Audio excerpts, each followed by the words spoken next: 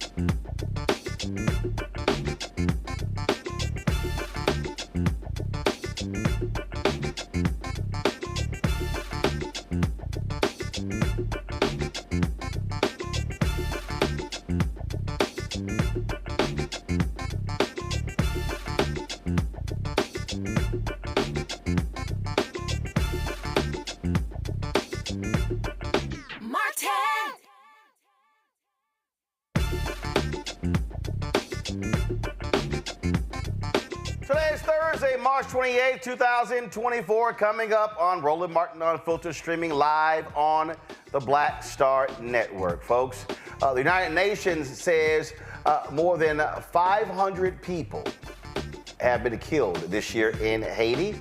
The Haiti Caucus co-chair, Florida Congresswoman Sheila Cherfilus-McCormick, is going to be joining us to talk about what is happening in the country and what more can be done by the United States. Tennessee Republicans, they did it. We told you, we tried to tell you.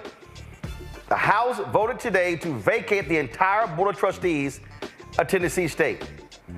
They also talked about this audit that was done. Do y'all realize they spent more money on the audit than what they claim TSU supposedly didn't follow right procedures? We'll be talking with House Representative Harold Love about this particular issue. South Carolina gets to move forward this election cycle with congressional maps that already rule unconstitutional based upon race. While voters are waiting for the Supreme Court to decide the case, which they heard in October. What the hell?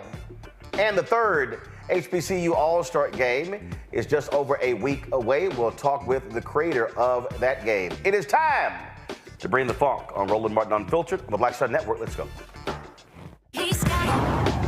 Whatever the miss, he's on it. Whatever it is, he's got the scoop, the fact, the find. And when it breaks, he's right on time and it's rolling. Best believe he's knowing. Putting it down from sports to news to politics. With entertainment just for kicks, he's rolling. It's on go, roll, y'all. It's Roland Martin, yeah. Rolling with Roland now. He's funky, he's fresh, he's real, the best, you know he's Roland Martin now.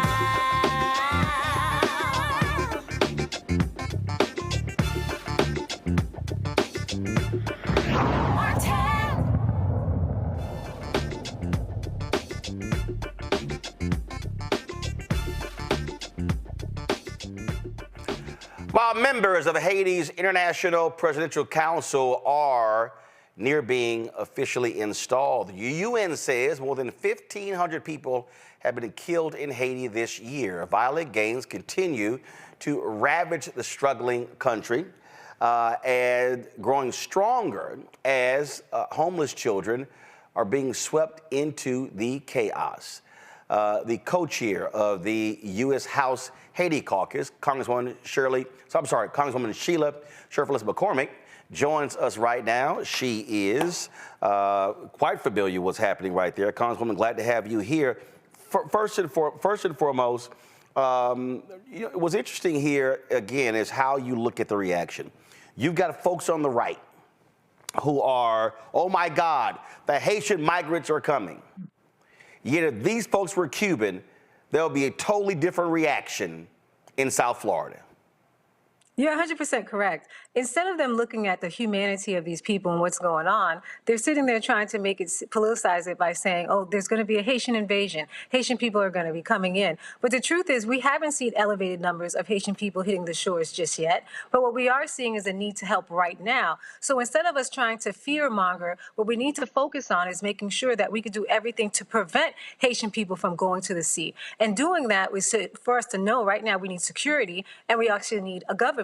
In addition to that, we have to look at the causes. You have 1.4 million Haitian people right now who are facing a famine. More than 5 million people also are struggling to have food and water. When you look at these aspects and the gangs taking over, they displaced over 360,000 people from their homes. These are the reasons. The gangs are actually facilitating all these problems. So we need to focus on making sure we're releasing the 40 million, which the administration has already requested, that the Republicans are holding on to, so we can have have a security mission and also support the transition government. But until that is done, we're going to keep talking about these issues and these statistics, and the issues are going to actually be amplified. So what's the reason they are giving? How can they keep whining about security and then not want to release the money that will help with security?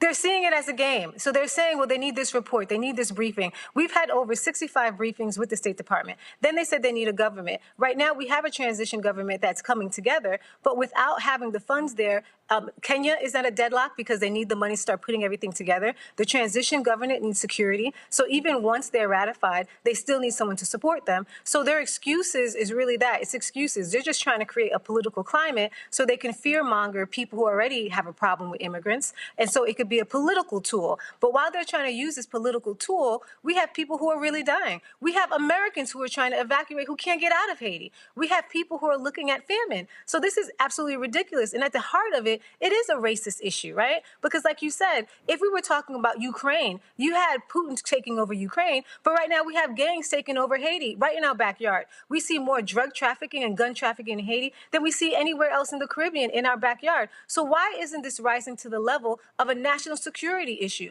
Why isn't everyone seeing it as a national security issue? We have gang members right now going back and forth to Russia, trying to speak to Putin to come into Haiti, but we still don't see it as a national security risk. We're still sitting there straddling the fence and walking slowly to help the people of Haiti.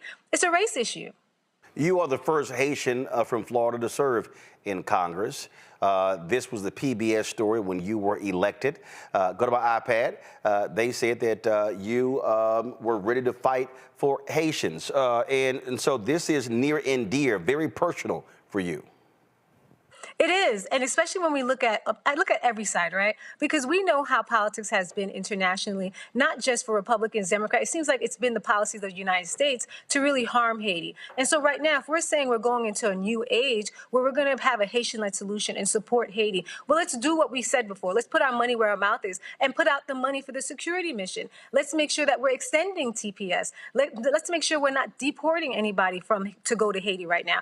As of right now, the deportations have stopped, but that's more incidental. It's not actually intentional. So our policies have to be intentional to protect Haitian people, but this would be no different than the policies we have towards other countries, no different than the policies that we have in Ukraine, no difference than we have and policies that you have even for Venezuela. So why is the policy so different when it comes to Haiti? We have to address that. And I think the administration, as well as the other side, has to do better than this. We've been here now for 2 years. Since 2 years, we've been complaining about the instability in Haiti. Since 2 years, we knew that there were drug lords in Haiti. We also knew that there were mercenaries that were sent there to kill the president. And now that Haiti has no government, who do you think is running in?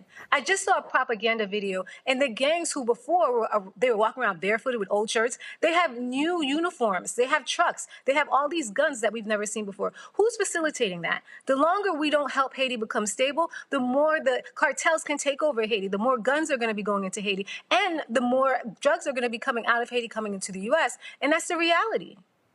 I had a retired General Russell Honore on the show last week, and then I had a couple of Haitian activists on the show just the other day, and they said that he is someone who Haitian Americans and folks in Haiti trust. Part of this issue is trust. A significant part of this is the United States history when it comes to Haiti, sending the military there, invading the country. And so are we is the United States government a legitimate mediation entity, or do you think it requires having others who Haitians can trust, who others can trust, that it's not the United States trying to control the independence of this country?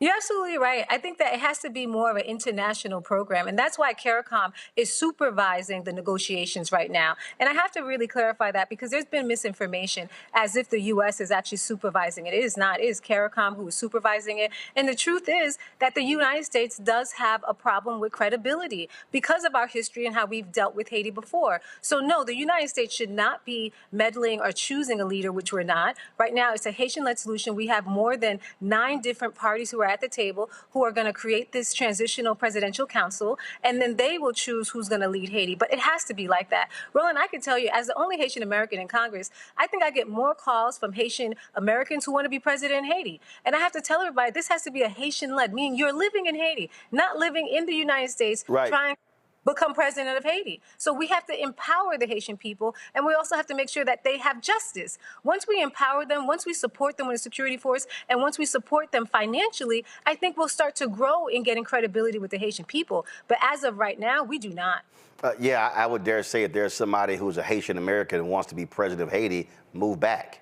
I mean, that was part of the issue that happened in Iraq, where we were talking to Iraqi nationals who were not there, and people were there were like, we don't know who these people are, we don't trust them. And so trust is a significant issue. First, have you, the CBC, have y'all met directly with the Secretary of State Blinken, and have y'all also had a direct conversation with the President of the United States on this issue? We haven't had a direct conversation with the President of the United States, but we have spoken to Secretary Blinken. And last week, we actually met with the new ambassador to Haiti that was actually confirmed 2 weeks ago. And so we've been taking every affirmative step to make sure we're bringing this to light, that we're helping the situation. And we've actually put out letters. There was a letter by Leader Hakeem Jeffries asking the speaker to actually release the funds. We've been putting all the pressure we can so they can release the funds. And one of the worst things that we did not want to see is this to become political. But now we can see that it's clearly political, because there is no reason for this stalemate. Questions from my panel. Let's first off is Reese Colbert, host Sirius XM radio show out of D.C. Reese, your question. Congresswoman, thank you for being here and for really shedding light on what you refer to as disinformation.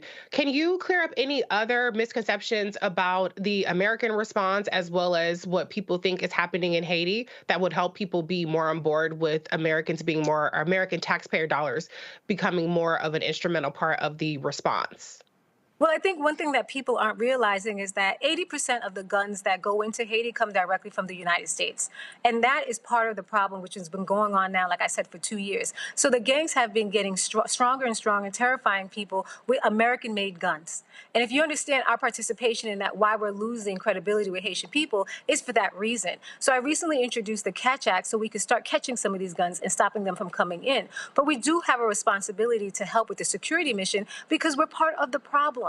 If we had stepped in earlier, right after the assassination, if we had said, you know what, we need to make sure that we're not propping up Ariel Henry, which was there for too long. One of the first things I asked for when I got to Congress was for him to step down, because we saw a correlation between Ariel Henry and what was going on in Haiti. Every time he would be flying around and not being in the country was getting progressively worse. When we asked him to take specific steps, he never took those steps. So it became clearer and clearer that not only did the people feel like he was illegitimate, but also that he was doing things to make you think that he could be working with them. So unfortunately, we waited too long to move on this. But right now, we can't lose this moment right here to make sure that we have a strong government, and that government cannot be placed without a security mission. Lauren Victoria Burke, Black Press USA out of Arlington, Virginia. Hi, Congresswoman Cherfilus-McCormick. How you doing? I was wondering what the $40 million would cover. It seems like in the last 14 years, or 10 to 14 years, Haiti has had some really bad luck. There was the earthquake, obviously there was the assassination, and now there's this. So I wonder, what does the $40 million actually go to? So initially, the United States has pledged $300 million, and that's going to be for the security mission. The initial ask was for $50 million. That's to start to set up the security mission with Kenya and actually on the ground to support the mission. Now, the Republicans released $10 million of that. $40 million is still waiting. So that's going to go for the infrastructure building to make sure that the Kenyans are prepared, that they're vetted, and they can come in. Now, it's not just the Kenyans who are coming in. I think we have a total of maybe 5 to 7 nations who will be supporting this police force. Now, it's important to note that the reason why we're supporting the police force is because Haiti does not have a military or an army. The only force we have right now in Haiti is that police force. So that money is necessary, or I would say it's imperative to even start the mission. Dr. Greg Carr, Department of Afro-American Studies, Howard University out of D.C. Thank you, Roland, and thank you, Congresswoman Cherfilus-McCormick.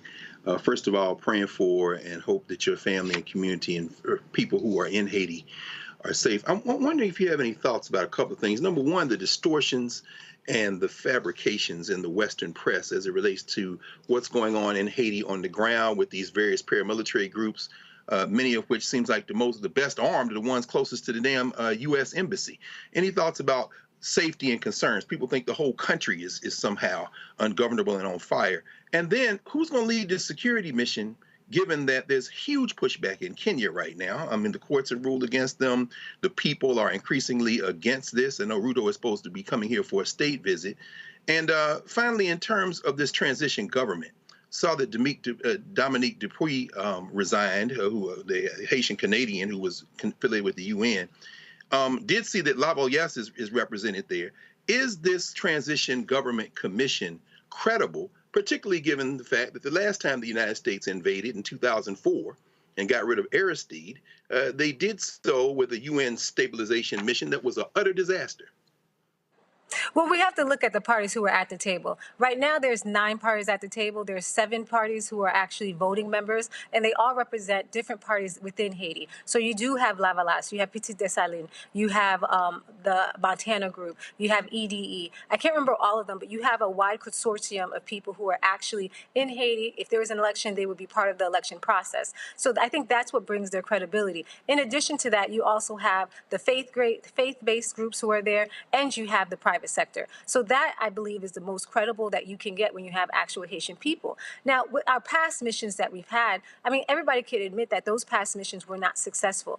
This is why people were looking for, the international community was looking for a group who can come in, who has a good reputation when it comes to actually completing a mission and who can lead that mission. So we're finding countries, not just like Kenya, but also Benin and other countries. Jamaica has pledged police forces. I think there's other Caribbean pledged Caribbean forces. So we're looking at a more of a diverse and more culturally competent force. Now, can that force be successful? If you look at that resolution, we were specific in demanding that they have actual safeguards to protect the people, not just from waste management and what we saw last time from cholera, but also vetting the people who be coming in. Every single personnel who comes in will be vetted as a mechanism to protect them. We're looking at also more security measures. So if people see something they need to report them, it's easily reportable. So we're doing everything in our power to try to make sure that this mission is successful. But to be honest with you, there is no silver bullet. Haiti didn't get here overnight. And there was a lot of meddling from the United States for centuries that helped Haiti get to where it is. And it was punishment to Haiti because Haiti was the first republic and they supported Black people being free throughout the entire world. So when we understand the context of it, we understand how much work it's going to take to go forward and how much of an obligation and responsibility the United States has to recompense Haiti for what it's done to Haiti. I want to play this and get your reaction because I was reading a story in The Nation that these comments greatly upset a lot of folks in Haiti. This is from a former U.S. ambassador to Haiti, Pamela White. I'm sure you've already seen this here, but for our audience who is not, folks, listen to this. And Ambassador White, thank you so much for joining us today. Thank you for having me. This is a very concerning situation in Haiti. Gangs have pretty much taken control of the country. The prime minister forced to shut down, and he wasn't even in the country when this happened. Can you give us the very latest about what is going on? Yeah, well, I can give you from where I'm sitting here in South Carolina what I'm talking to many, many people in Haiti. They're very distressed, and I know we don't have a lot of time, but I do want to make a couple of points. And one is I talked to Guy Philippe yesterday, and I know that he's sort of put as being one of the bad boys, but in my opinion, he's someone that can help with the situation, and I believe we should be dealing with him. We dealt with the Duvaliers for 20 plus years. We can certainly deal with Guy Philippe. He's charismatic, he's bright, he's articulate, and he has many, many people that are following him, and I think he can be part of the solution. I think that even Barbecue, Jimmy C, can be part of the solution. I don't think that 1,000 Kenyan troops for the tune of $237 million are going to turn the situation around in Haiti. And my last really important point is this new 7-person transition council. I don't know transition to what, because we're in a total failed state in Haiti. But in any case, if one of the people that are appointed on that 7-person council are the elite the names that we have heard, the political elite, the private sector elite, even one, the people that have mansions in the hills of Port-au-Prince, Petronville and above, the people who have mansions in Florida and send their kids to Ivy League schools. Those people, if there's even one, it's going to fail dead on arrival. So I don't know who the names are. I don't know who's being considered. I have not any clue, but I do know. So folks are saying, wait a minute, you want to include 2 gang leaders as part of the solution? Your take on what this former U.S. ambassador to Haiti said?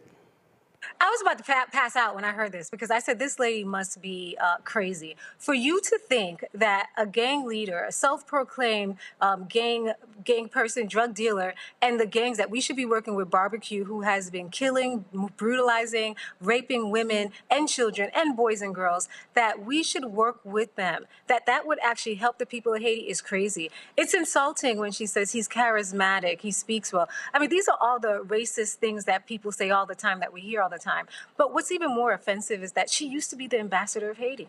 So when we hear someone who used to be the ambassador of Haiti saying the craziest things, I mean, could we not see how we were implicit in destroying Haiti to begin with?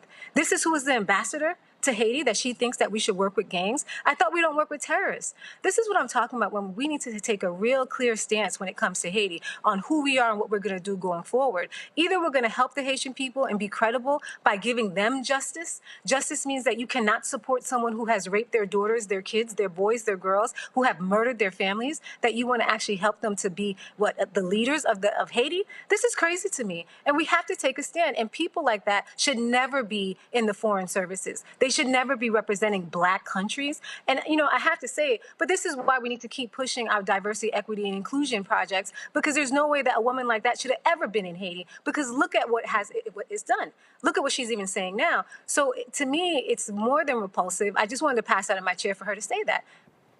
Well, it certainly was strange. And again, what happens is when she goes on television and they say, oh, former U.S. ambassador to Haiti, they give her lots of credibility in doing so. And she was the ambassador there, my understanding, 2012 to 2015. So that was under President Barack Obama. Last question for you, and that is, I go back, who is the state? I go back to what the Haitian activist said about General Russell Honoré. And then I think about others. They said there are a number of Haitian American elected officials in the United States who should be part of this. Who is the administration talking to? Are they actually leaning on and talking to people who are Haitian American, who have credibility, who can help with this? Who are they dealing with?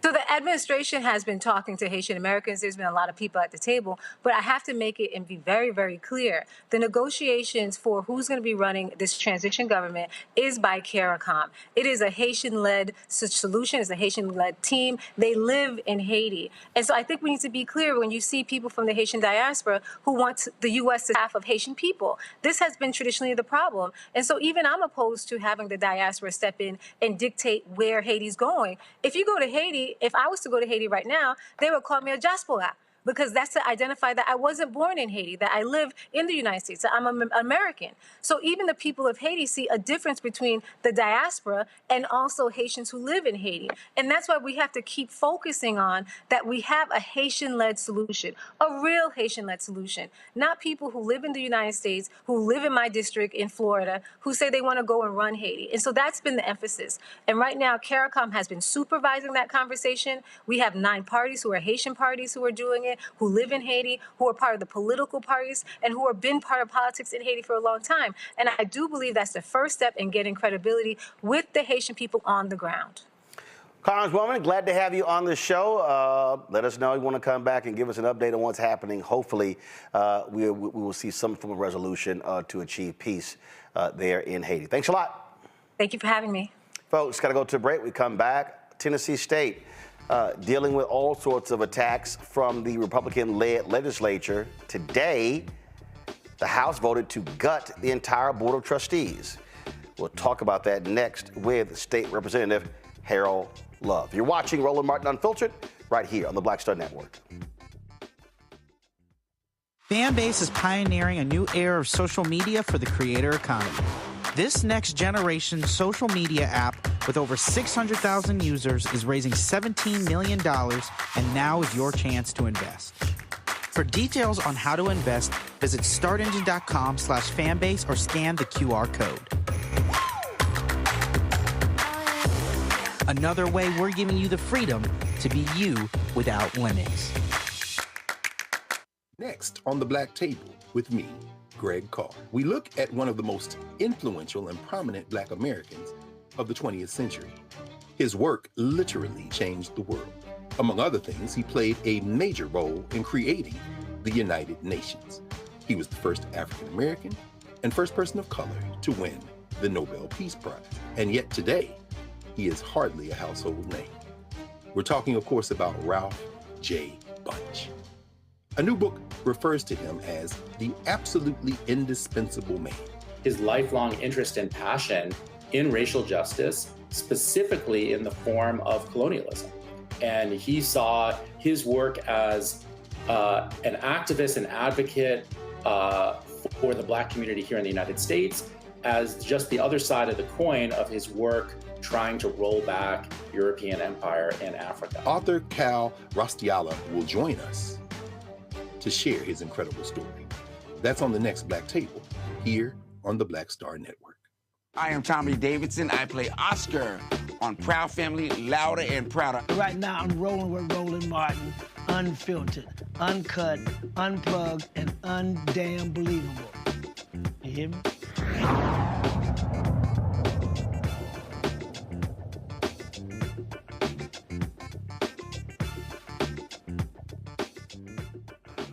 With Republicans having a supermajority in Tennessee, we knew it was going to happen after last week. The Senate there voted to gut the entire Board of Trustees at Tennessee State. Well, today, the House did the exact same thing.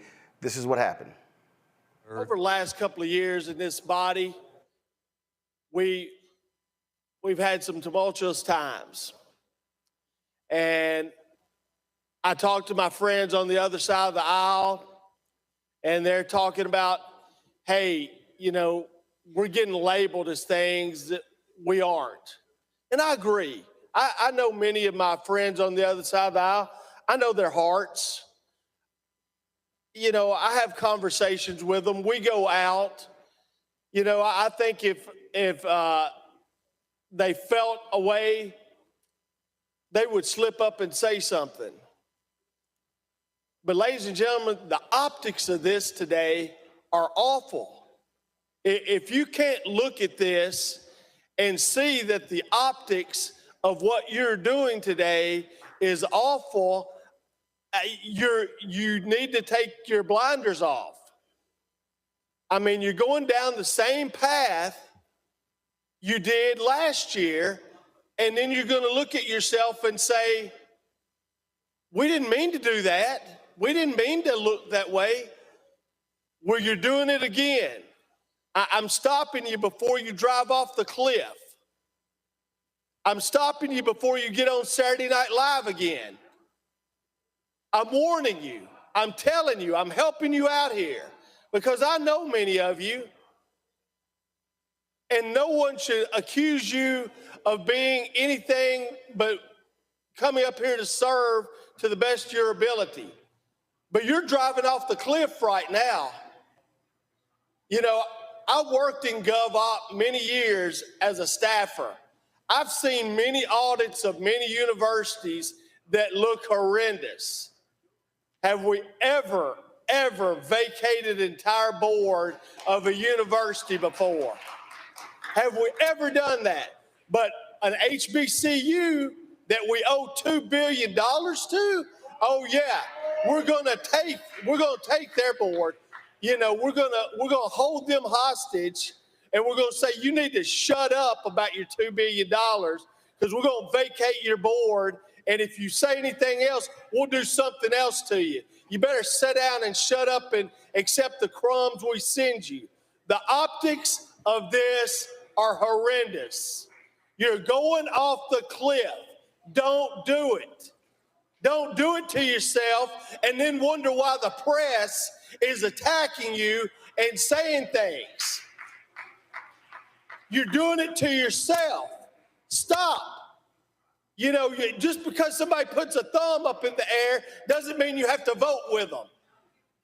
You got a mind of your own. You know how you feel. You know what this looks like. And you're doing it to this university. May 1st is when students select which university they go to around the country. So you're just killing the admittance of the freshman class coming into this university. I'd hate to be Eddie George trying to recruit a football team right now with you guys doing this. What kid wants to come to that university when the governing body of the state is doing everything they can to their university? Use your minds, folks. Come on now. You're going off the cliff again. The optics are awful. You know they're awful. Don't do it. Just because these people stick their thumb up in the air don't mean you have to vote with them. You know this is wrong. It's horrible.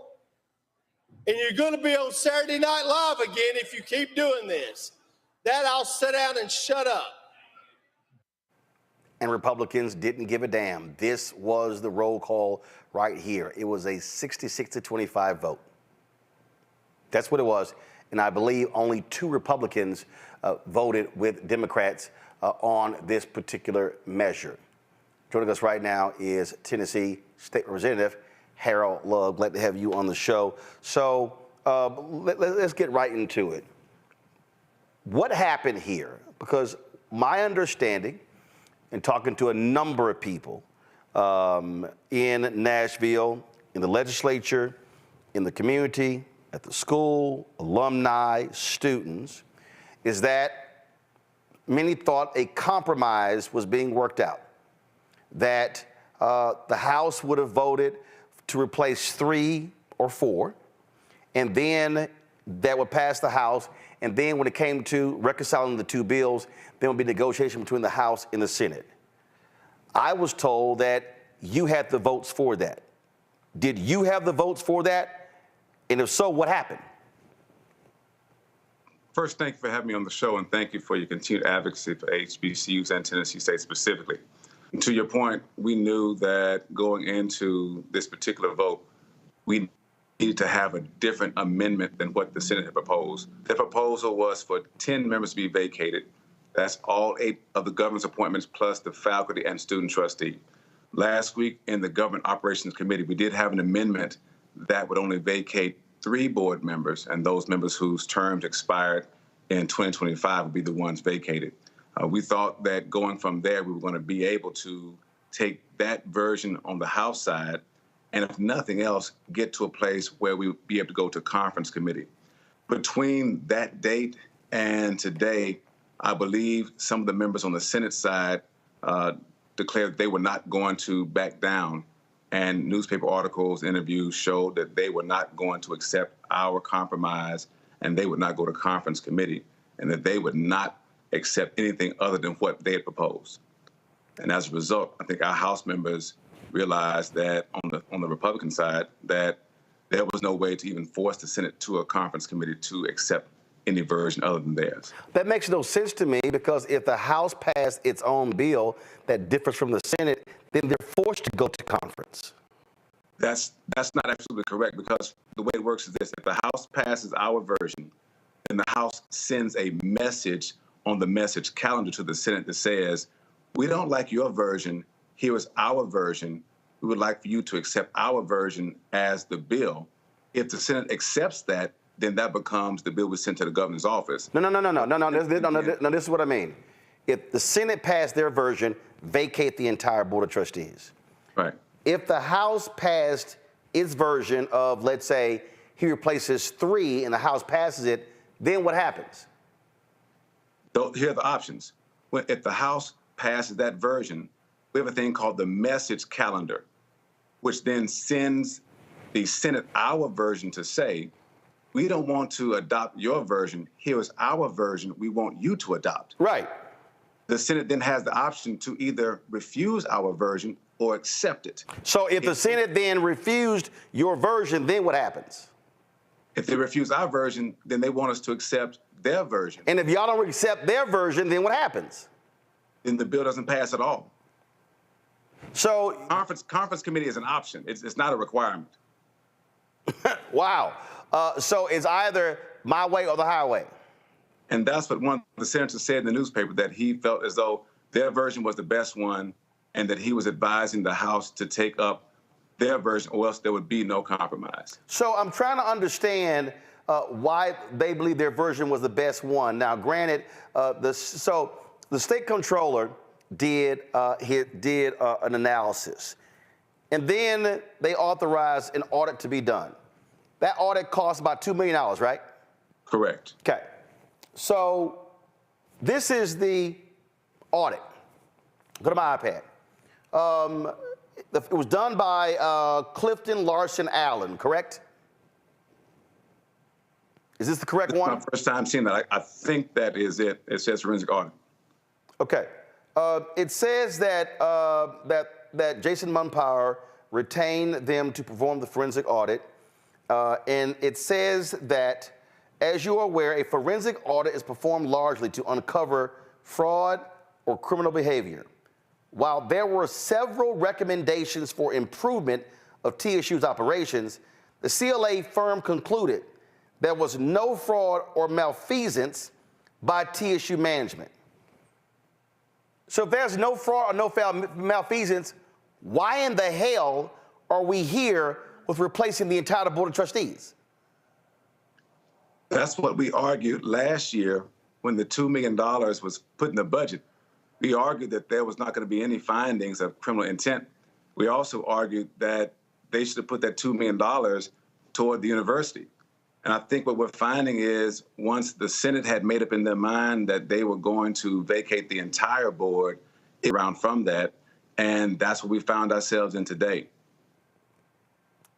Okay, so again, what's strange to me, again, go back to my iPad. I mean, this was a statement from a statement here. They poured through. It was over a 4-year period. July 1st, 2019 through June 30th, 2023. They went through 2 million emails, 500,000 documents. No fraud. They laid out some changes that need to be made in terms of reporting information to the federal government, things along those lines. So what in the hell were what were your colleagues saying to you why they believe the entire board should be wiped out? What were they actually saying to you? Right. So their response was that over the years, the many audits that Tennessee State had had in front of the Government Operations Committee for the sunset hearing warranted this action. On the House floor today, my point that I argued was that we got funding last year, and I was hoping that we'd get more funding this year to address the $544 million, but instead we kept hearing conversation around board reduction, board removal, and audits instead of talking about properly funding the university. And I think that's where many of us were frustrated because, as my colleague Bo Mitchell pointed out, there have been many indications from many other schools that show that they also had audit findings. And I think that's where, on the Senate side, they began to really push this notion of the need for the board to be removed totally, and that's what the House adopted. So last year, Tennessee State's owed $544 million. And that was coming from a state committee. So they gave. I actually chaired, yes. Okay, so they allocated $250. What about the other $250 million? Right, that's the point we've been arguing. So here's the key.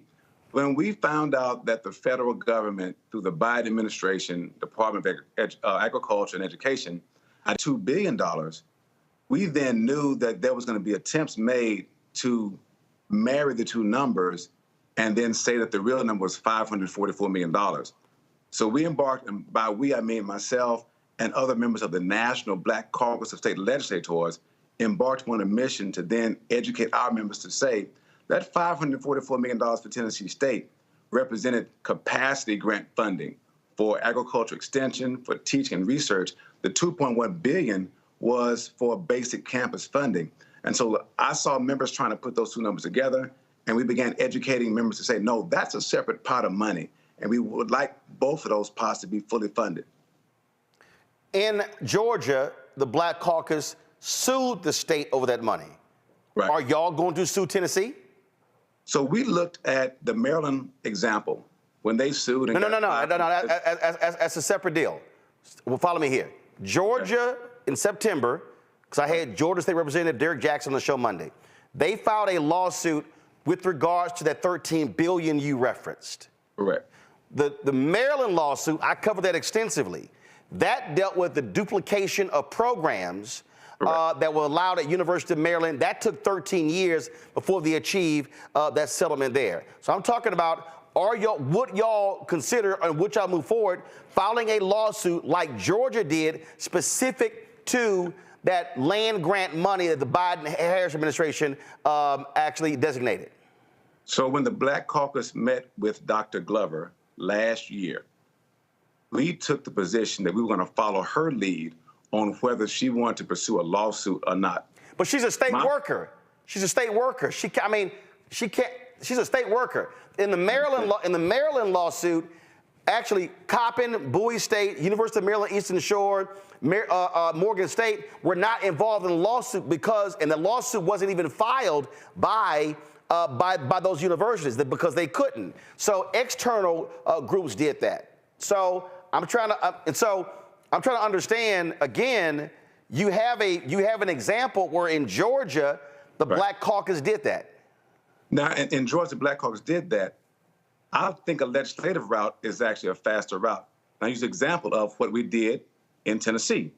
The committee met in 2020, discovered $544 million was missing, and then we received more than $250 million. We actually received $342 million. It was $250 million for infrastructure, $60 million for a new engineering building, and then $32 million for an agriculture building, all to address that issue.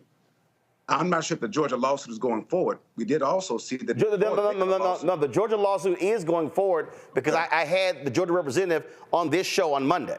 Right, I saw that episode. Okay. And I don't know what their results are so far. I do know that in Florida, they also sued, but that case was thrown out. Well, first of all, you had a group of students that sued in Florida, and so the question there became when it came to standing. So I do want to. Now, I do know the school brought someone in to look at the possibility. I don't know where that case is right now with Tennessee State. They had a town hall, and Attorney Crump came in. I don't know where that is right now. Okay, so now, has the governor signed this bill yet?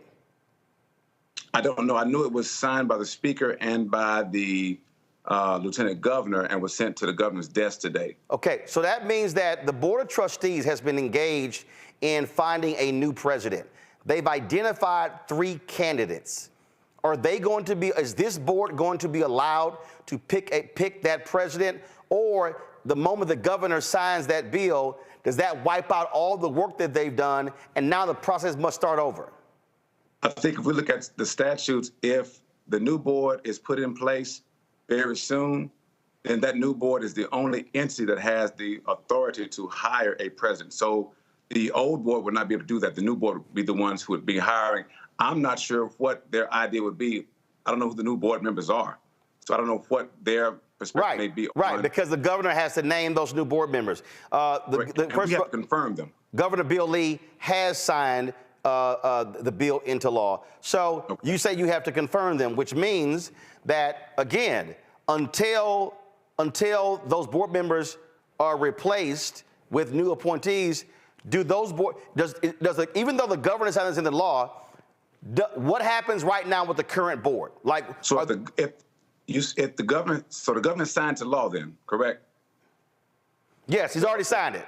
All right, so then that means that all those board members are now removed, and he'll have to replace them with new appointees. But y'all have to approve those new appointees. So as we sit right now, there is no governing structure other than the president's office. There's no trustee governing structure over Tennessee State right now. No, the law says that those appointees take office at the moment he appoints them, and then we confirm them after that. But he hasn't appointed. So how do you take office until you're confirmed? So that's the way the law reads, that if they're appointed, then they come before us for confirmation. Okay, I'm gonna go. Okay, so let me. First of all, I'm gonna come back to the whole point of the lawsuit because I think that's critically important. But I got a couple other questions. I don't particularly. Okay, so first we already dealt with that issue in terms of the presidency. I hate when people are sitting here going back and forth and speculating, throwing stuff out, and that is here. Folks were sending me all kind of emails and text messages saying that Representative Love would like to be the interim president. He would like to be considered for the presidency. Would you say right now that you have no interest in being the interim president of Tennessee State, no interest in being the president of Tennessee State? Yes, I will say that I have no interest in being the interim or permanent president. And I'll tell you why. Come this December, I will be the president of the National Black Caucus of State Legislators, an organization that my father helped start in 1977. That is a 2-year term for that office. Secondly, this is my 25th year in pastoring. I'm the pastor of Lee Chapel AME Church in Nashville. That's my calling. I love pastoring my church. I love helping the community. So I don't want to leave those two positions, pastoring or in the legislature. And so I will say, again, I have no interest in that. I told the newspapers that back in February the 6th. Mm-hmm. I've told the Nashville Alumni Association that 3 times. I'm grateful for the fact that people may think that I would do the job well, but that's not what I want to do. So I'll say it again. I have no interest in being the interim or permanent president of Tennessee State University. What should the President Glover has announced she's retiring, and so I'm not sure when her term ends. Should she stay through the end? Graduation is May 4th. Should she stay through the end of May or June? Because again, until you get a board, I mean, you've got no leadership. What should happen with President Glover? So I don't know. I've talked to her, and I think that this whole process has taken a tremendous toll on her. Many times she said to me that she wants to leave as soon as she her time is up, because she's done a decade plus at the university, done tremendous work, but these last 2 years have been a tremendous toll on her. I mean, you think about last year, you had me on your show, and I appreciate that. I was streaming from Liberia, and the power went out a couple of times. We were talking then about this board issue and about the president and the votes. And so this has been a difficult time for her. It's been a toll on many of us here in Nashville as well. In terms of what's next, because again, if a new board comes in, process starts over. Who should be involved in choosing the next president? Should that be the sole domain of the Board of Trustees, or do you want the Black Caucus and legislators involved in choosing the next president? What should be the conduit to choose the next president of Tennessee State? So statutorily, the Board of Trustees are the only ones who can choose the president. I will say this, though. In the previous election, when Dr. Glover was chosen, you had legislators, the delegation from Davidson County, some Black Caucus members were able to have a process where they could talk to some of the finalists to find out what their perspective was on the school and what direction we want to take it in. I think that is a wonderful path to take to allow my colleagues and myself to at least have a conversation with those who are the finalists in the pursuit of being president. Is that the process for the University of Tennessee and other public institutions in Tennessee? To have legislators actually have a conversation with them? Yes. I'm not sure. So should... I do know that for Tennessee State, that's what we did almost 12 years ago now when Dr. Glover was first hired. No, I understand that, because see, here's why I'm asking that question, which for me is part of the problem. Mm-hmm. How I see this, and again, I'm not from Tennessee, but as somebody seen it from the outside, I see that there are two systems. I see that there are rules for Tennessee State, and then there are rules for everybody else, University of Tennessee. It seems to me that all of a sudden, the questions about TSU's leadership started coming up when they started asking for that $500 million. All of a sudden, there's interest in Tennessee State. We showed the hearing when Dr. Glover testified when they were questioning all the issues with the dorms. Well, hell, if you had given the $544 million and not cheated them out of the $2 billion from the land grant from the federal government, they would have the money for buildings and dormitories and no need to have to go to hotels, things along those lines. So it's amazing to me how Tennessee State gets penalized because these white legislators won't give them the money that they uniquely deserve, but then want to say, oh, you got problems because you got money problems and you haven't given the money. Yeah. Well, we'll say this. This report was done by my father, Alvin King, back in 1970. They first investigated then the underfunding of Tennessee State. And we've always had this conversation about what seemed like two systems, right? One where the funding went to UT first, and the other one where TSU's funding went to the state treasurer. One where even now the extension agents seem to not have the same salary amount. That's one thing we've been trying to overcome is this seemingly dual approach to funding our schools and treating them different ways. Couple of questions before I go to break, because my panel's got some questions, including former student government president and Tennessee State graduate, Dr. Greg Carr. And that is, continuity of leadership actually is kind of important. So you got a board of trustee here. So I'm curious, would you, and I understand what you said earlier about Dr. Glover, hey, all the stuff we're going through. Would you or others say, you know what, Doc, is it possible you stay through the end of December? Okay, because for the purpose of continuity of leadership, would you entertain that conversation? We did one time before. The Black Caucus sent a letter, and she's expressed again that she does not want to do that. Well, well, first of all, that was before all of this. So it was during all of this. When was it? It was last semester. Right, but I'm saying now, board trustee vacated. Yeah. Search process starts all over. So I mean, we don't know how long it may take. You know, you might literally go through the summer and the fall without an actual permanent president. That is possible. Or you may have a situation where once the governor makes these appointees, this new board may say, well, we have 3 finalists, and let's now go through the process and choose from those 3. I'm gonna go back to the question I had about the lawsuit. I understand that you said it will be faster if the legislature gives the money. Well, I think it would be. I could be. But is there any indication? But is there any indication they're gonna do it? I mean, you had your members. You were on the floor today. You had other members talking about the money. Has the Speaker of the House, has the head of the Senate, has the governor given you any indication that they are going to fully fund Tennessee State? I believe the carrier of the bill, Representative Reagan, did make that statement that he wanted to help get Tennessee State fully funded. No. I said, has the governor, the Speaker of the House, and the head of the Senate, have they said to you, Representative Love, we are giving you our word that we are going to fully fund Tennessee State in 2024? No one has said that to me. Well, I'll say this here, Representative. If I would give them a deadline, and if they don't move, I would do the move of Georgia and sue the state, because the waiting game, what the Biden-Harris administration released was that over a 30-year period, these HBCUs got screwed.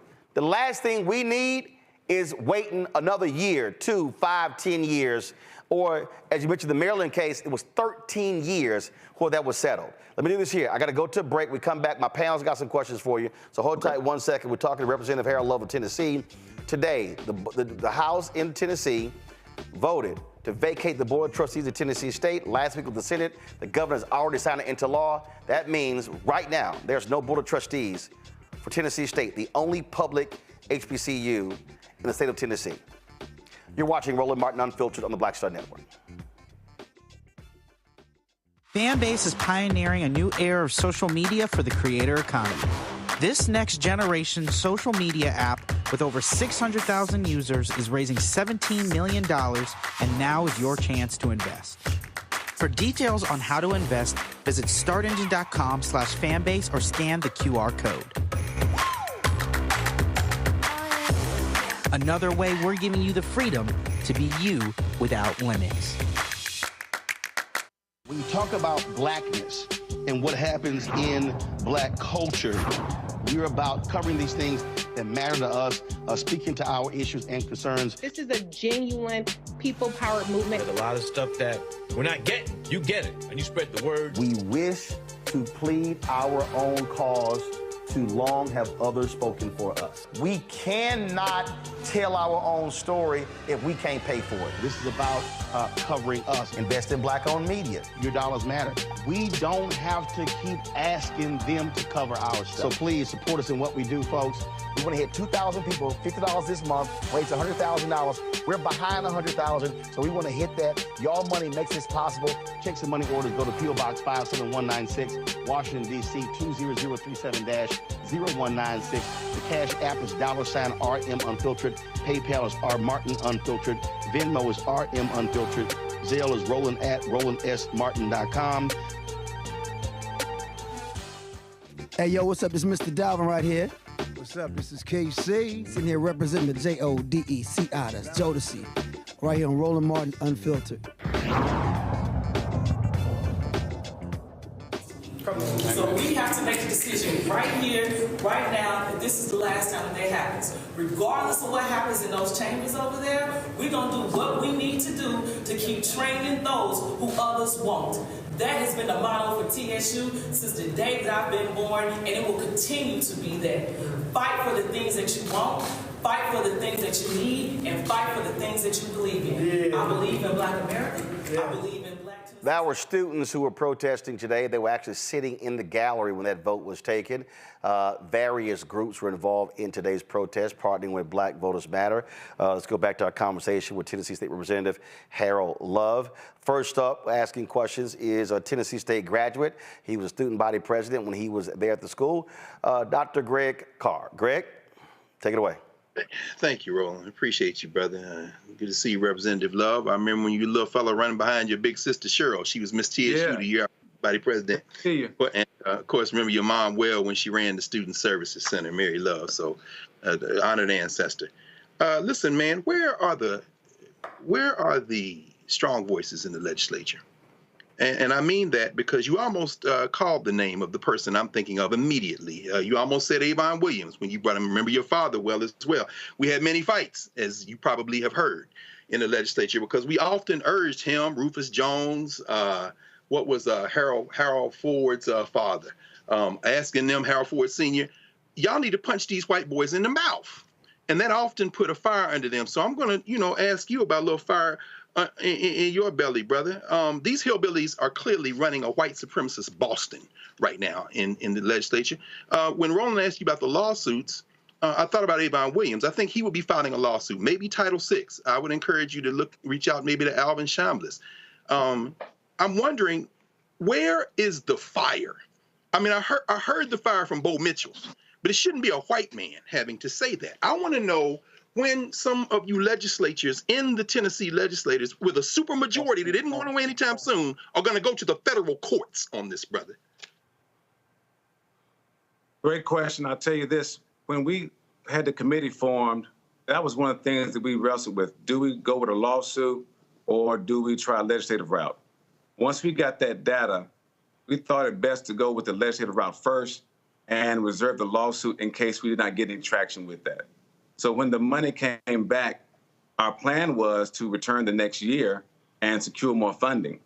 That $250 million plus was to work on the infrastructure, and the hope was to use the next tranche of money to work on academic programs. As I said today on the House floor, when I opened up with conversation about it, we got caught up in conversations about audits and boards, and it seemed as if everyone wanted to talk about that instead of the finances. That's why I asked my colleagues today, since they're so excited about vacating the board, that I would want them with that same fervor and fierceness, determination, and excitement to come back and fund the university. They're not going to do that, brother. Hold on, I just want to follow up. This is the bottom line. These white boys not playing with y'all. Do y'all understand? This is not about logic. It's not about an appeal. Now, I understand why Bo Mitchell said what he said, but Cameron Sexton and this hillbilly from Hickston, Bo Watson, they are not interested in logic. They are not, and I'm sure you remember, man, when Avon Williams, I want to say it was the Tennessean magazine, he was standing there and said, "Is this the angriest black man in America?" That's when Avon Williams was suing the hell out of them. That is where the Geyer opinion has its roots. That's why the downtown campus is named for him. They're not going to listen to logic, brother. In the words of Malcolm X, you're speaking a language they don't understand. It's not either or, is it, Representative Love? It's both and. While you are trying to appeal to their common humanity, you go to court on their ass, brother. Whether you win in federal court or not, whether it's Title VI lawsuit, because you remember the dual system of higher education in the state of Tennessee, THEC and the University of Tennessee system, and you got the State Board of Regents system, and then they get rid of their board. They are treating Tennessee State differently. Whether a federal court agrees with you or not, you've got a case for a but-for case in terms of racial discrimination.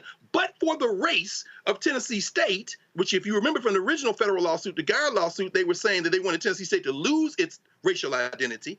But for that, they would not have dismissed this board. Whether it's dismissed or not, them hillbillies don't care about Saturday Night Live. They can't spell Saturday night or live, and they don't watch it. That's why that punk was smirking in front of Bo Mitchell while he was talking. But I'm saying you got to go to court too, brother. If it's not y'all, get some people together. Where is the courage in the state of Tennessee right now? Well, I think we got it. There was a group of preachers, I think, that came on the last show that Roland had, Chris Jackson and some others with IMF, who I think may be looking at that route. I can't say if they are or not, but I hear your point. And we will look at some alternative routes than just a legislative one. Greg, you finished? Yes, thank you, Roland. Reese, go ahead. Representative Love, I'm curious at what legislative paths there are, given that it seems like they're not negotiating in good faith. I mean, they did switcheroo at the last minute. So are there other legislative paths that don't necessarily involve bringing things to a floor vote? You know, just help educate me on that aspect.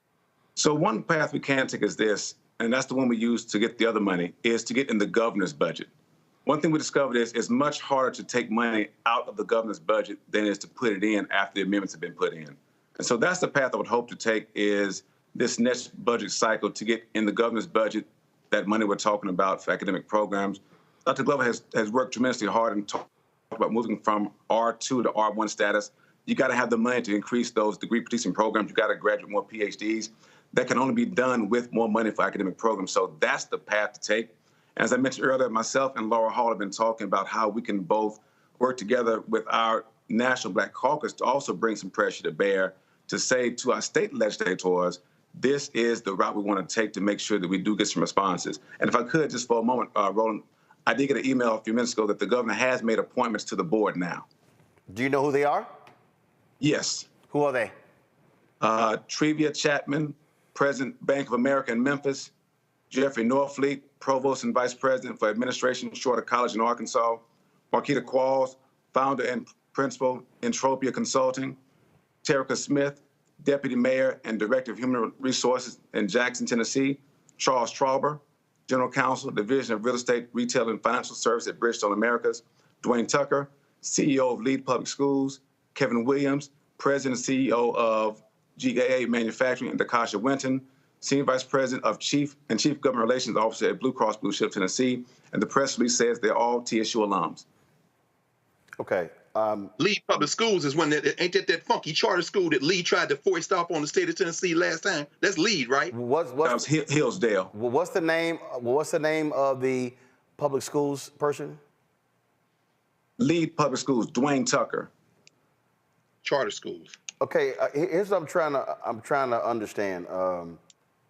Okay, one, it'd be great if you could text or email that to us. I would love to see it. So let me pull. Okay, got it. So one of the members I see right here. Now? Well, no, I'll let's see if I can pull it up. Give me 1 second. I'm gonna send it to your. Okay, you could just email me or to. So okay, so I just see it right here. So go to my iPad. So member of the. Okay, now let me be real clear. I am a everybody knows me. My initiative is called School Choice is the Black Choice. And I don't know the brother, but this is a university. I don't know of any other major universities where somebody who is the CEO of a charter school network would be on the board of trustees of a university. Now, again, if I pull up, matter of fact, Yeah, he was former chair of the TSU Foundation Board. Okay. He's from Nashville, Brother Carr, Dr. Carr. Okay.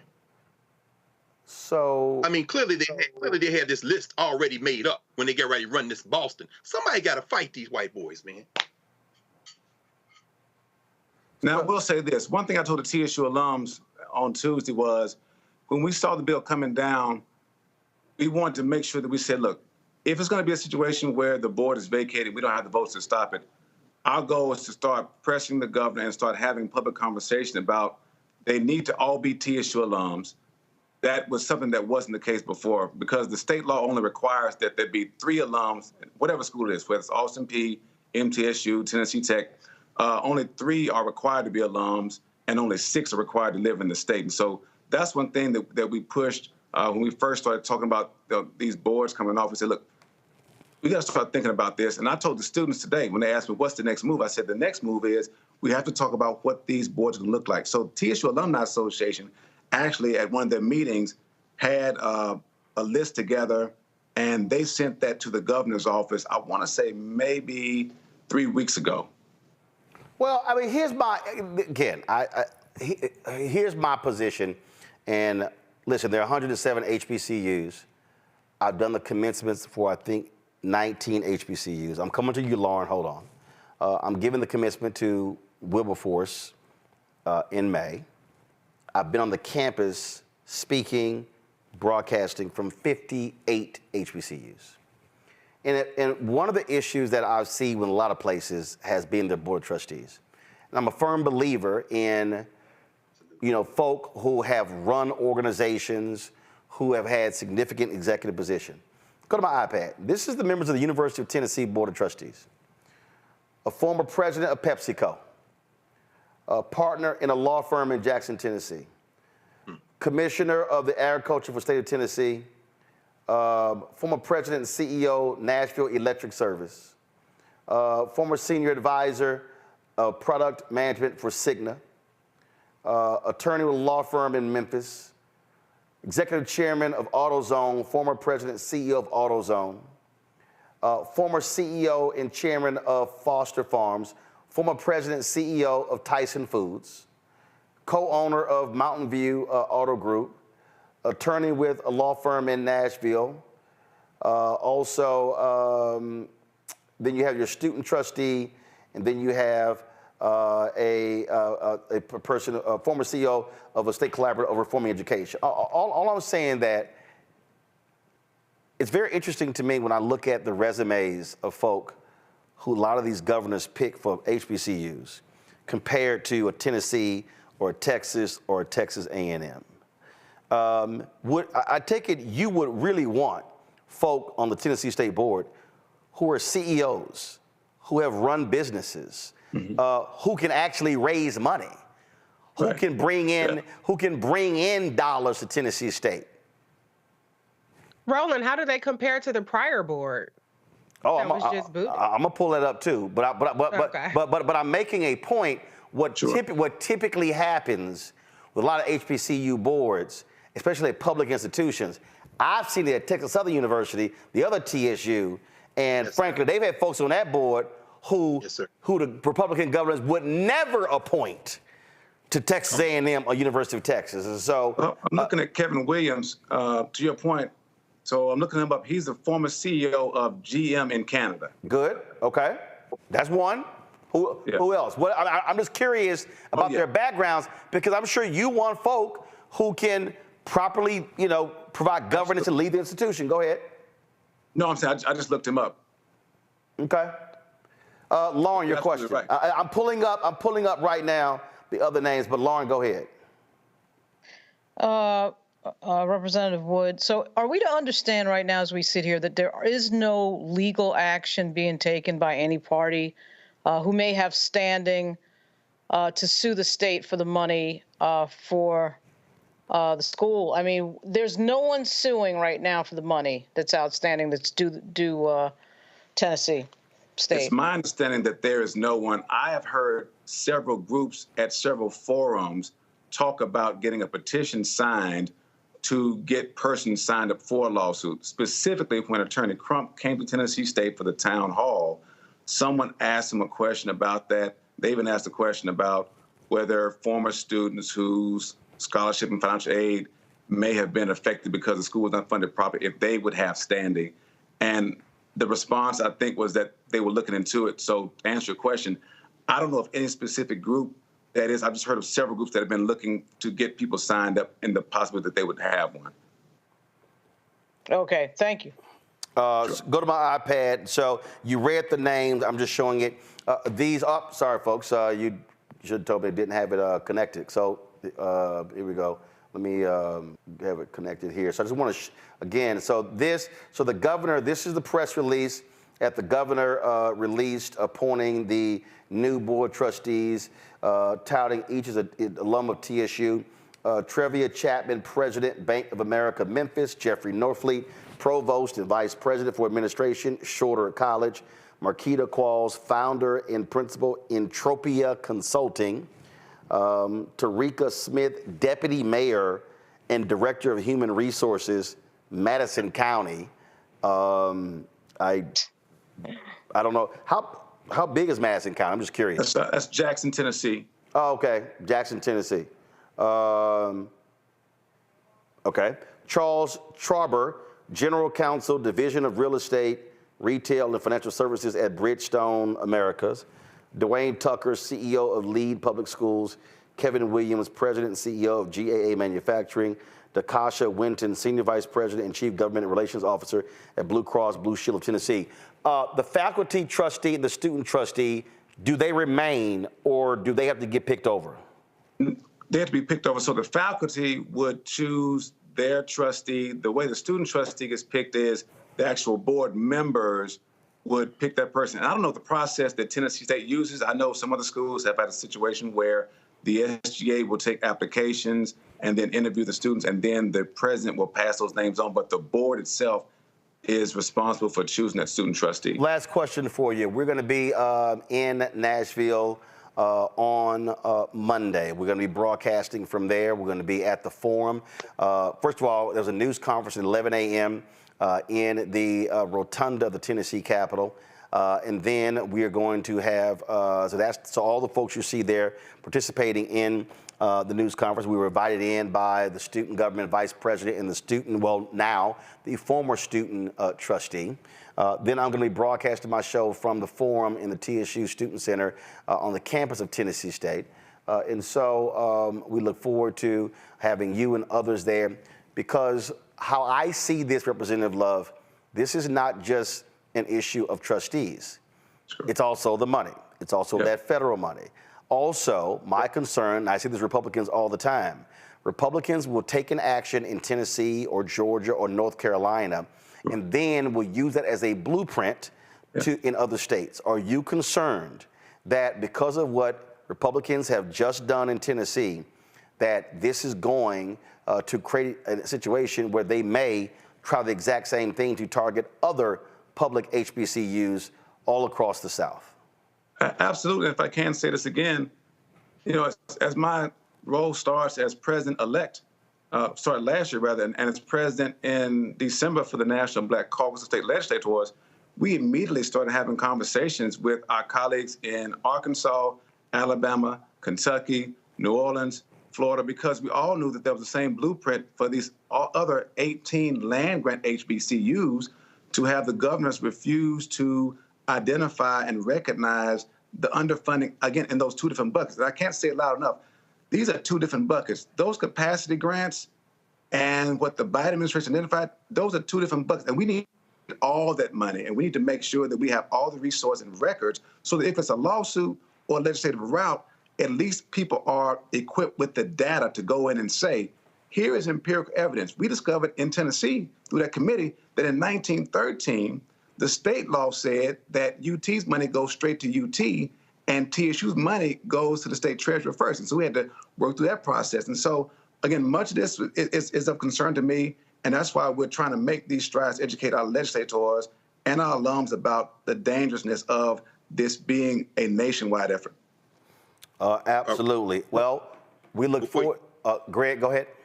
Before you go, Roland, the point that there is a student, so let me be very clear. Let me add, there's a student and a faculty representative on the board, correct? Correct. All right. So there's your point of entry for the lawsuit. They were not voted on by the governor or the legislature. They were voted on by their constituents. Yeah, that's a good point. So how in the hell can you remove somebody who you didn't appoint?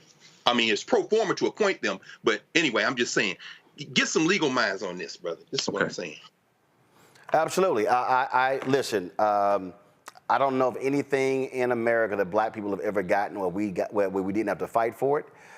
And I fundamentally believe, and look, they have a supermajority, Representative Love.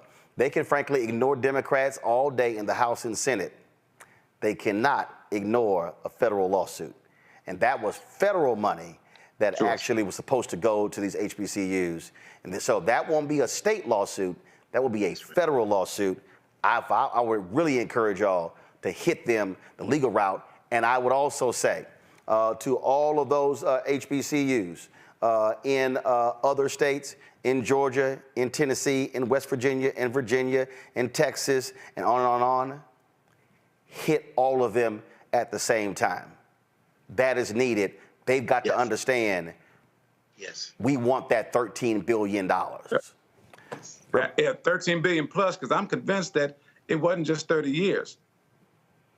Oh, I agree. I mean, I agree. Get all of it. Yep. Get all of it. Representative Love, we appreciate it. We'll see you on Monday. Thank you. I'll see you there. Thank you. Folks, got to go to a break.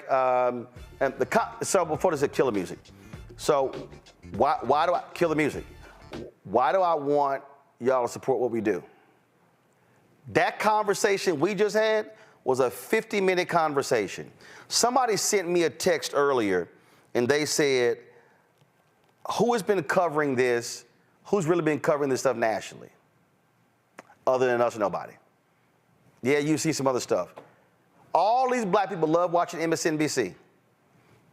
Reverend Sharpton has done it for 3 or 4 weeks. We've been doing it for 15 months. That's just his show. Not at these daily shows. Not CNN. Sure as hell not Fox News. Not ABC. Not CBS. Not NBC. Why am I saying that? If y'all want to understand why black-owned media matters, this is what we're talking about. In fact, earlier today, this morning, is a perfect example. Somebody sent me a story where they posted the story. The New York Post posted a story saying that, we've identified the new owner of Revolt is Rich Dennis, who owns Essence, and he now owns the company. You can show it, y'all. Come on. No, you don't. The sale has not been finalized. Now, I done told you, Black Enterprise, keep reporting that. It's not true. Like literally, the New York Post story hit. I got a text message 3 minutes later. It's not true. If y'all want to understand why it matters, why black-owned media matters, this is a perfect example. We cannot leave this stuff to white mainstream media because they don't give a damn. They don't care. You heard that white Democrat say they're going to make fun of you on the Saturday Night Live. No, they not.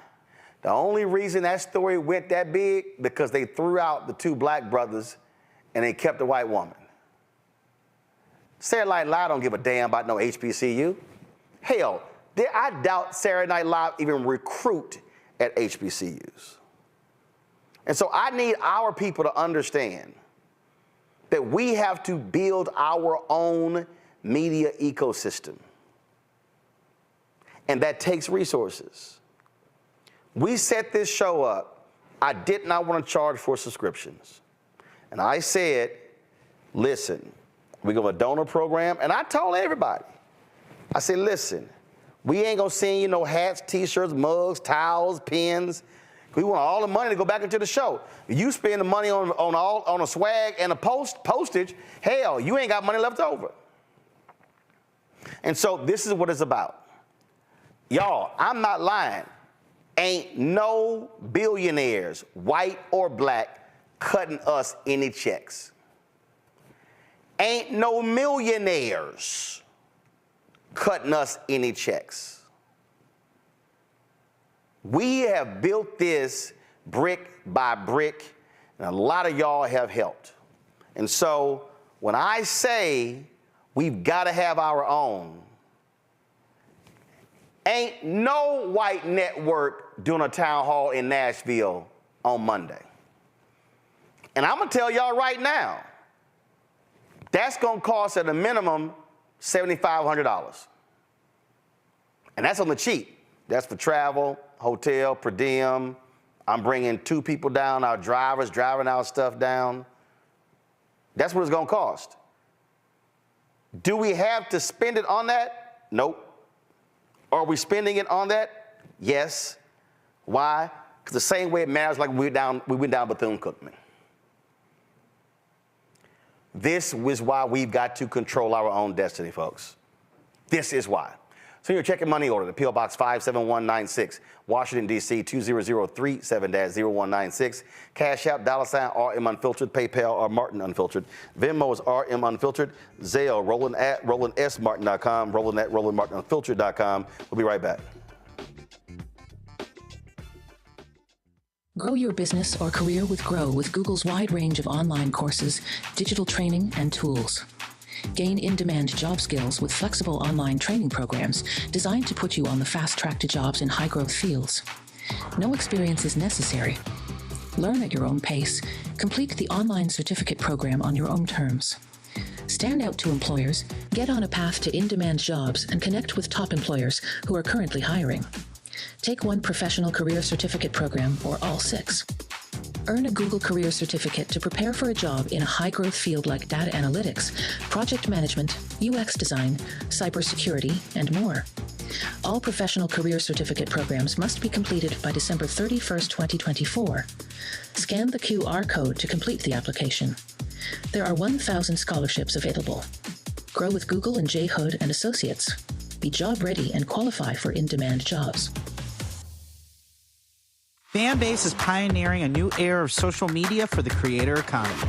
This next generation social media app with over 600,000 users is raising $17 million, and now is your chance to invest.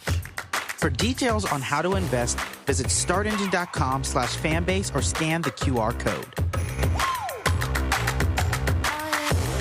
Another way we're giving you the freedom to be you without limits.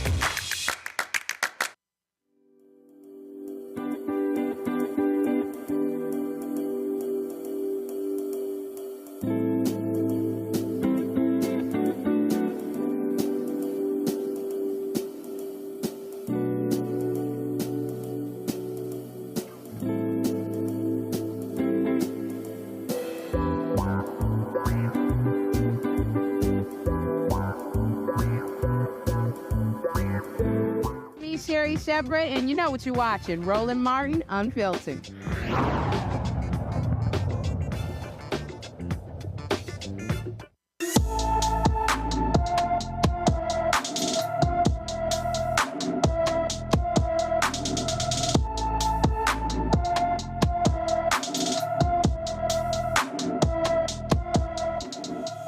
Hey, Bill Maher, this is why there's an ebony alert in California.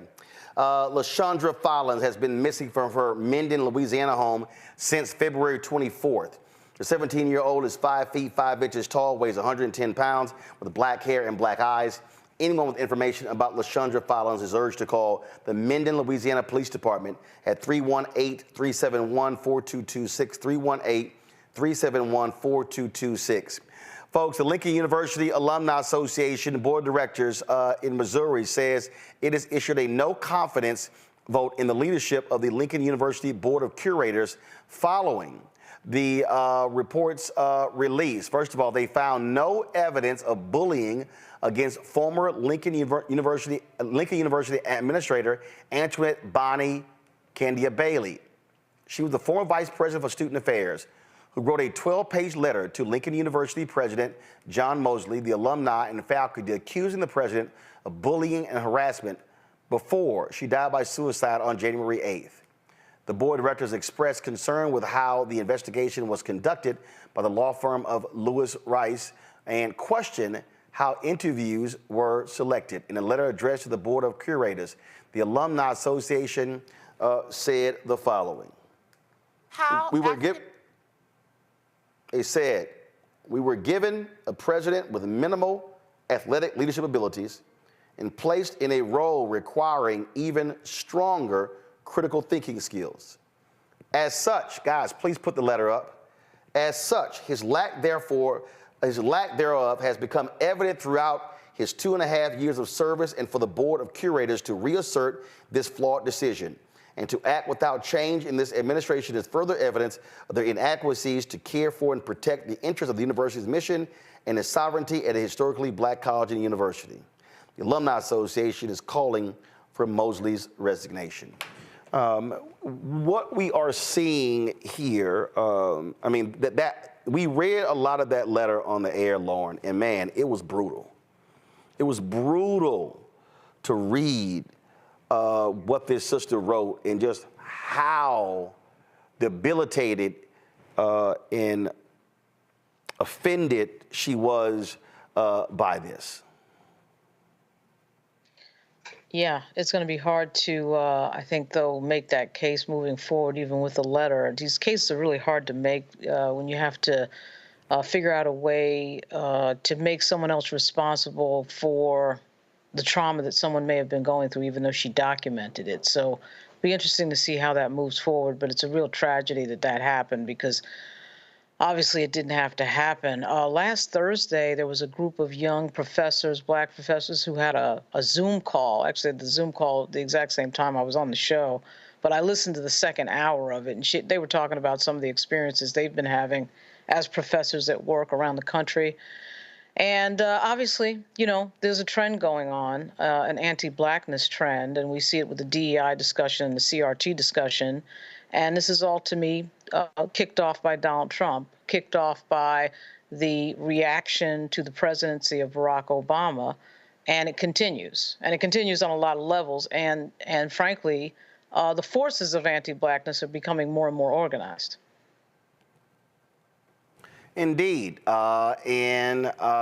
this is where Reese oversight matters, and this is alumni saying, man, we don't trust this board at all. And this university has a very interesting history because for the longest, it was a majority white HBCU.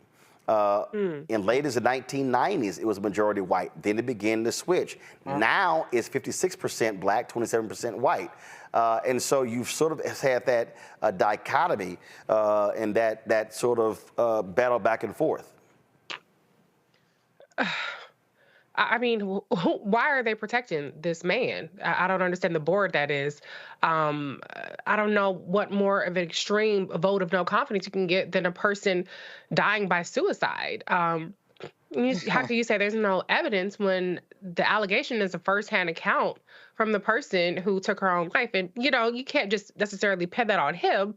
But at the end of the day, if you're at a HBCU, Black lives have to matter, and that professor's life should have mattered more to the board of curators. So I applaud the alumni board for making this known, because I feel like the common thread through a lot of these stories that we're covering about HBCUs, whether it's an attack from within or an attack from the outside of HBCUs, is there's a lack of urgency and there's a lack of understanding the severity of the moment. It kind of seems like dilly-dallying from one crisis to the next and being a little bit too passive. And it's not to criticize people who are on the front lines doing the work, but it's like, it kind of makes you wonder, like, what more needs to happen to shake this shit up a little bit and to make people really stand 10 toes down in the whole charge of why we have HBCUs. They're supposed to be a safe haven. They're supposed to be a place of excellence and community, and that just seems to be getting stripped away or being tossed aside from even the people who are charged with making sure that environment exists in that way. Greg? I agree. Reese's right. I mean, this is the thread. Lincoln University of Jeff City, Missouri, was founded by the Buffalo Soldiers, brothers and sisters. That was 1865, the 62nd and the 65th Colored Infantries. These men were coming out of the Civil War. They were making $13 a month. In some kind of way, they raised $5,000. That's why there's a statue on Lincoln University's campus of the Buffalo Soldiers. These brothers founded Lincoln University. And you're absolutely right, Roland. It was inversion, and now it's back majority black. But Reese is right. This ties directly to the Tennessee State story. And you trying to get, or rather lethargic Representative Love to wake up and take some action, or find somebody in that legislature who will, making the point that this be a federal lawsuit for all of the public HBCUs, but you put your finger on it when you looked at that board. These hillbillies in Tennessee drew that board up a long time ago. So you're not going to try to persuade them to do anything different. In Missouri, at Jefferson City, the governor appoints that board. That racist, that white nationalist governor, Mike Parsons, the same one that pardoned those hillbillies that were waving guns at the Black Lives Matter protesters, Patricia and Mark McCloskey, who had them guns out in the front of their house as the marches were going by, and he pardoned them. This is the same one, the white nationalist governor of Missouri, that was anti-CRT. So you better believe that those people who were on the board, who cleared this white ex-basketball coach. He was a basketball coach at North Carolina Central. Now he's over here slopping off the black community as a basketball coach at Lincoln. And then he goes and gets a piece of a degree, and they elevate him and make him the president of this historic university. You better believe that his white nationalist lord and protector surrounded him with a board that would clear him. This is intellectual warfare, and it's full spectrum warfare. We can no longer afford to talk with these people as if we have a common interest. Their interest is white supremacy. Our interest is our common humanity, and we got to roll over them like the sea. They're going to let this sister's death be washed in white supremacy and act like it never happened. I hope her family sues that shit out of the governor, out of that man, and everybody else. Whether they win or not, you got to fight with both fists. You told Love the right thing, brother.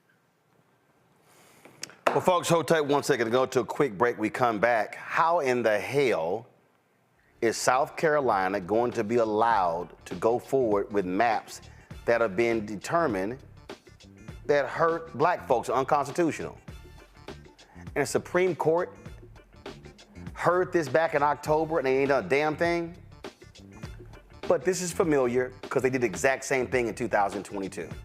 I'll explain next on Roland Martin Unfiltered on the Black Star Network. Fanbase is pioneering a new era of social media for the creator economy. This next generation social media app with over 600,000 users is raising $17 million, and now is your chance to invest. For details on how to invest, visit startengine.com/fanbase or scan the QR code. Another way we're giving you the freedom to be you without limits. As bad as Trump was, his economy was worse, and black America felt it the most. He cut health insurance while giving tax breaks to the wealthy and big business. As president, I put money in pockets and capped the cost of insulin at $35 a month. There's a lot more to do, but we can do it together. Farquhar, executive producer of Proud Family. You're watching Roland Martin Unfiltered.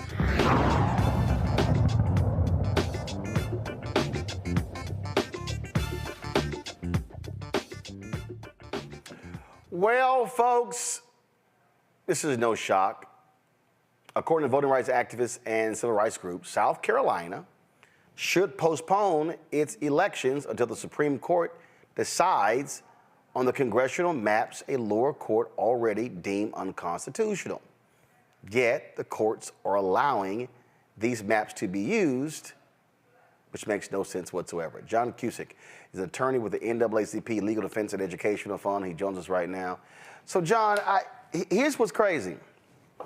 Help me out. When was this lawsuit filed?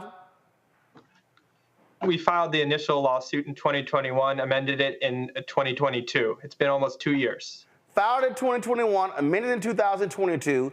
When did the courts declare that the maps were unconstitutional and they hurt black voters?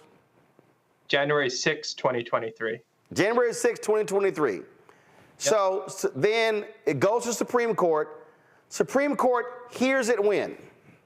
October 11th, 2023. And we asked for an expedited schedule because both us and the defendants asked for a decision by January 1st, 2024. So let's be clear.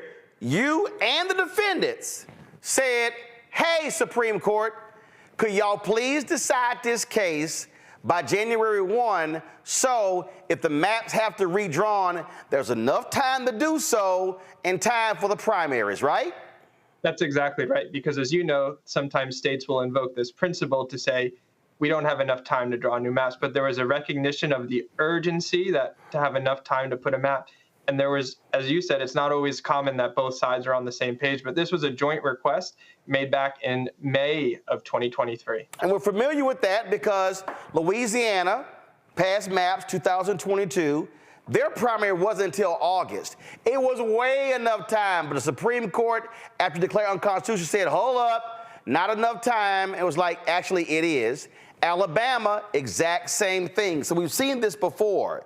And so this Supreme Court decides to take its sweet-ass time issuing a ruling when, I'm sorry, it's just 9 of you. It ain't that many cases. This Supreme Court could have easily rendered a decision in time to meet the deadline both of y'all asked for.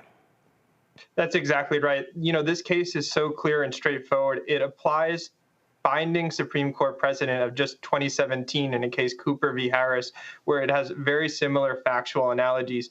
Here in South Carolina, they used their power during the redistricting process to exile more than 30,000 Black Charlestonians out of Congressional District 1 into Congressional District 6. And when the mapmaker was up on the stand, the only thing he could say that there was some sort of common community of interest was an interstate highway all the way to the city of Columbia.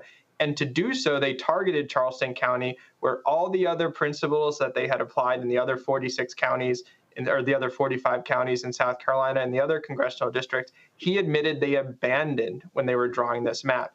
And so they set this racial target to keep it there. To implement that racial target, they abandoned these traditional redistricting principles that had guided all their work. And you see this tremendous disparity of almost 30,000 Black Charlestonians moved out of Congressional District 1 for no reason. So the phrase that we often hear is called cracking and packing. And so really what happened here, they were like, yo, let's move these 30,000 black people over to Clyburn's district, out of Nancy Mace's district, which made it easier for the Republicans to win, so by moving the black folks out.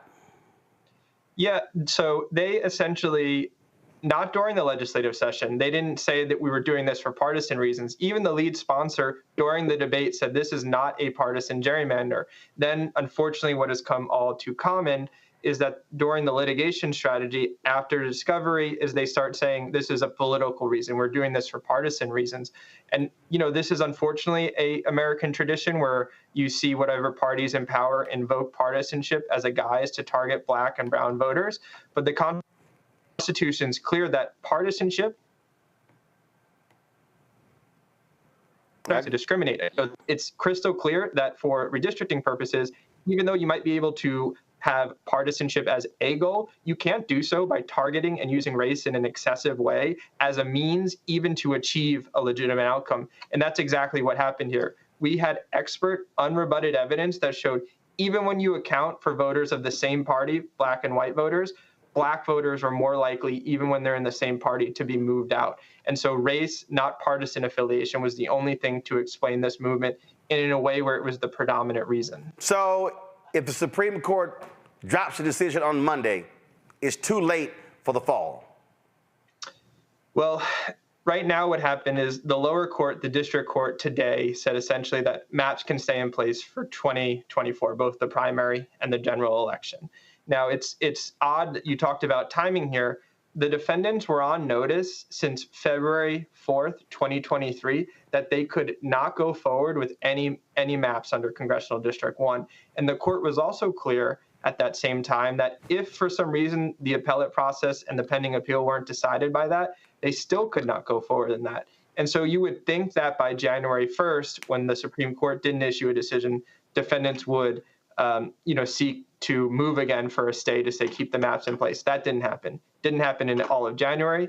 Didn't happen in February. They waited 9 days before the qualifying deadline for candidates began to seek a stay.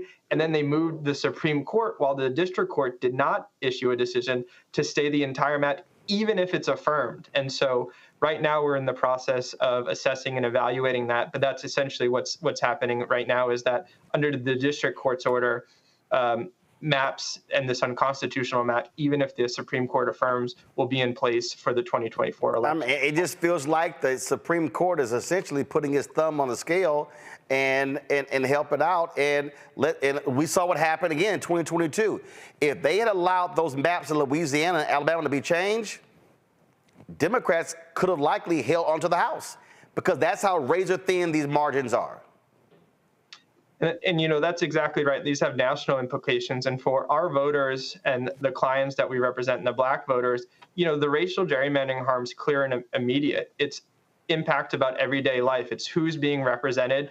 Will those representatives talk about everyday issues, from infrastructure to roads to bridges? And, this is one of the big things of why Charleston, with the significant Black population, advocated to be maintained together as a community of interest, because representatives need to be responsive to those needs. They need to represent those candidates. And here, to the point you mentioned earlier, Roland, they were intentionally cracked to split up and prevent community members from advocating, from aggregating their voices in a way that those folks could not only be held accountable, but for representatives who could be mindful and responsive to the needs of Black community members in Congressional District 1. All right, then. John Cusick, we appreciate it. Thanks a lot. Thank you so much. Take care. Greg, on my Washington Watch show years ago, Cornell Belcher, the pollster, said to Black people, hey, we need to be looking at congressional representation a different way. He said from the 1960s through the early 2000s, it was about let's get as many Black members of Congress as possible. He said that's not actually maximizing our power. Cornell said then, and this was 10, 15 years ago, that we need to be looking at sacrificing some of our votes in these Black districts with a heavily Black population to then impact other districts. And that's what Republicans don't want. What they want to do is they want to put as many Black people together as possible. That's what happened in Alabama. They just put all the Black folks in one, and they were like, there needs to be a second district. And Alabama's like, shit. So because Alabama, there was one Black member of Congress, one Democrat. Well, now they guaranteed to have two. Louisiana, same thing. So what a lot of Black folks don't realize, depending upon our numbers, we're impacting a district. And matter of fact, in Texas, they specifically targeted Congressman Martin Frost's district, decimated his district, moved Black people out, and that actually hurt a number of white Democrats across the South. That was their strategy to target. And for Black people, I'm sorry, we vote Democrat. So when Republicans control the House, we don't have power. Absolutely. I mean, and you did right when you mentioned to John Cusick, the whole concept of cracking and packing. And of course they know that. The lawyers know that. Reverend Barber says this all the time. When we vote our numbers, we win. Coalition politics are important. What we're seeing here is not unusual. If you listen to the oral arguments in the Alexander case, then probably what's going to happen is that this white nationalist Supreme Court is going to say that they can't intervene because it's not a racial gerrymander, it's a political one. They're going to buy that lie. Following in the line of the cases in Wisconsin, the Whitcomb case, and other cases where they're saying, this is Justice McConnell Gorsuch, who would say this is a political issue, among others. But what you're raising, though, Roland, to the more important point that you've raised, this fundamental point, is that we have to begin to think about politics differently. Ironically, more like we used to think about it before the last couple of generations of elected officials. Meaning that, and when you look at the North Carolina cases, Shaw versus Reno, look at the Ashcroft case in Georgia, the debate has always been about, do you put a bunch of black people in one district, or do you distribute black people in appreciable numbers across districts to have a plurality to be able to influence who gets elected? Nancy Mace, that incompetent, illiterate, white nationalist clown out of South Carolina, is in a safer district now. Now, if you put more black people in her district, she's going to either have to change her politics or hope we don't come out to vote. And I'll end with this. Even with these ridiculous numbers, these super majorities in the white nationalist South behind the cotton curtain, if everybody who is eligible to vote would register to vote, check their registration, and go in and vote, even with all the roadblocks being put in our way, there would be a different map in the South, gerrymandering notwithstanding. And that is a strategy that would come from the 1920s, 30s, and 40s. Sometimes you got to look backward to go forward. Our ancestors didn't let them stop them, and we shouldn't let these people stop us. Lauren, this is a lazy Supreme Court, and this is the right-wing Supreme Court knowing exactly what they're doing. They could have easily decided this case by the January 1st deadline. Yeah, well, the strategy so often is delay, delay, delay, delay.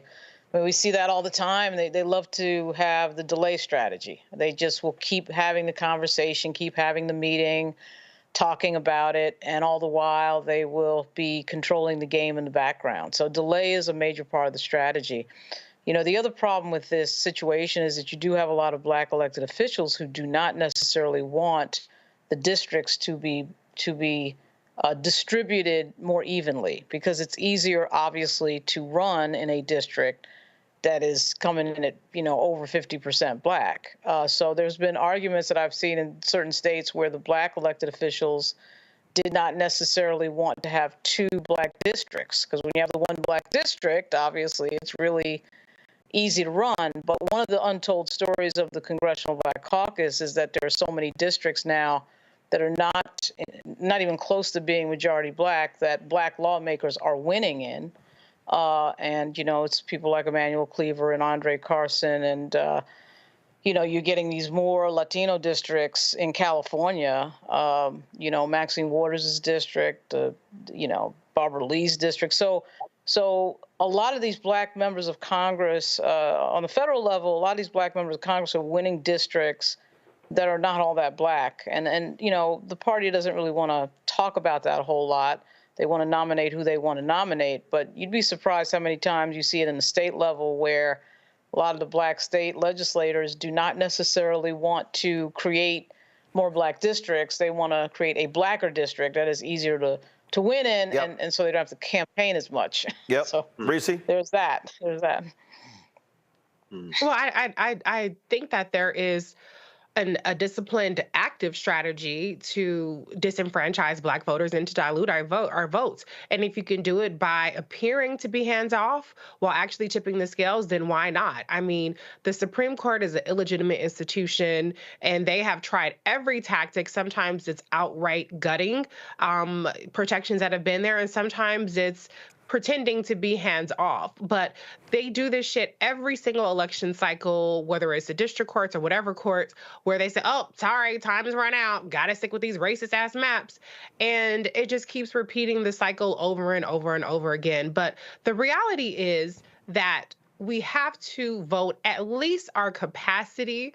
And if we could do that, maybe we can't influence individual districts, but we can start to move the needle at least at the statewide level and make it more of a political penalty to do these kinds of gerrymandering activities in these states. And when we don't, then we end up with like the Jeff Landrys and the unconscionable things that he's doing now in Louisiana to further erode the citizenship of black people in that state. And so, we have these conversations about gerrymandering and maps and things of that nature, but until we even flex our might at the state level and at the federal level, they're going to keep being able to do whatever they want to do with their supermajorities, the Republican courts, and the courts with too many damn Republicans that Trump McConnell put on the bench. Folks, hold tight 1 second. When we come back, HBCU All-Star Game is taking place. We'll tell you all about it with our HBCU Connect segment. Next, Roland Martin Unfiltered on the Black Star Network. Fanbase is pioneering a new era of social media for the creator economy. This next generation social media app with over 600,000 users is raising $17 million, and now is your chance to invest. For details on how to invest, visit startengine.com/fanbase or scan the QR code. Another way we're giving you the freedom to be you without limits. I'm Faraji Muhammad, live from LA. And this is The Culture. The Culture is a two-way conversation. You and me. We talk about the stories, politics, the good, the bad, and the downright ugly. So join our community every day at 3 p.m. Eastern and let your voice be heard. Hey, we're all in this together. So let's talk about it and see what kind of trouble we can get into. It's The Culture, weekdays at 3, only on the Black Star Network. Hi, I'm Jo Marie Payton, voice of Sugar Mama on Disney's Louder and Prouder Disney Plus, and I'm with Roland Martin on Unfiltered.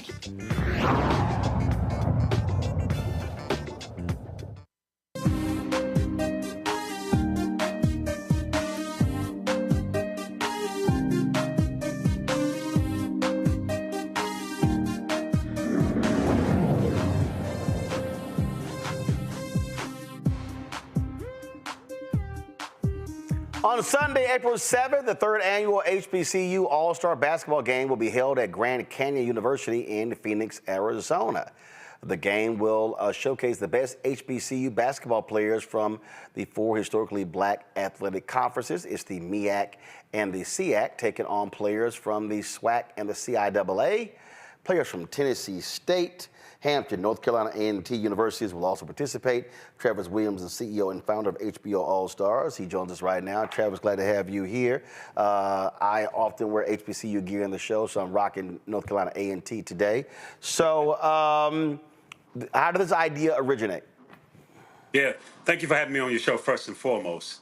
This is truly amazing. This is a God-driven vision that was placed in my spirit in October 2019 after 17 successful years in coaching. And so, you know, when God speaks, you have to listen. And so this is just a great opportunity where we got an opportunity to focus on ear and oar, exposure, access, recognition, opportunity, resource, and results for our proud and prestigious HBCUs and tradition-rich HBCUs. And so it's just an opportunity to do something that hasn't been done, especially during Final Four weekend and college basketball biggest weekend. And so you're bringing them all together. How many players in total?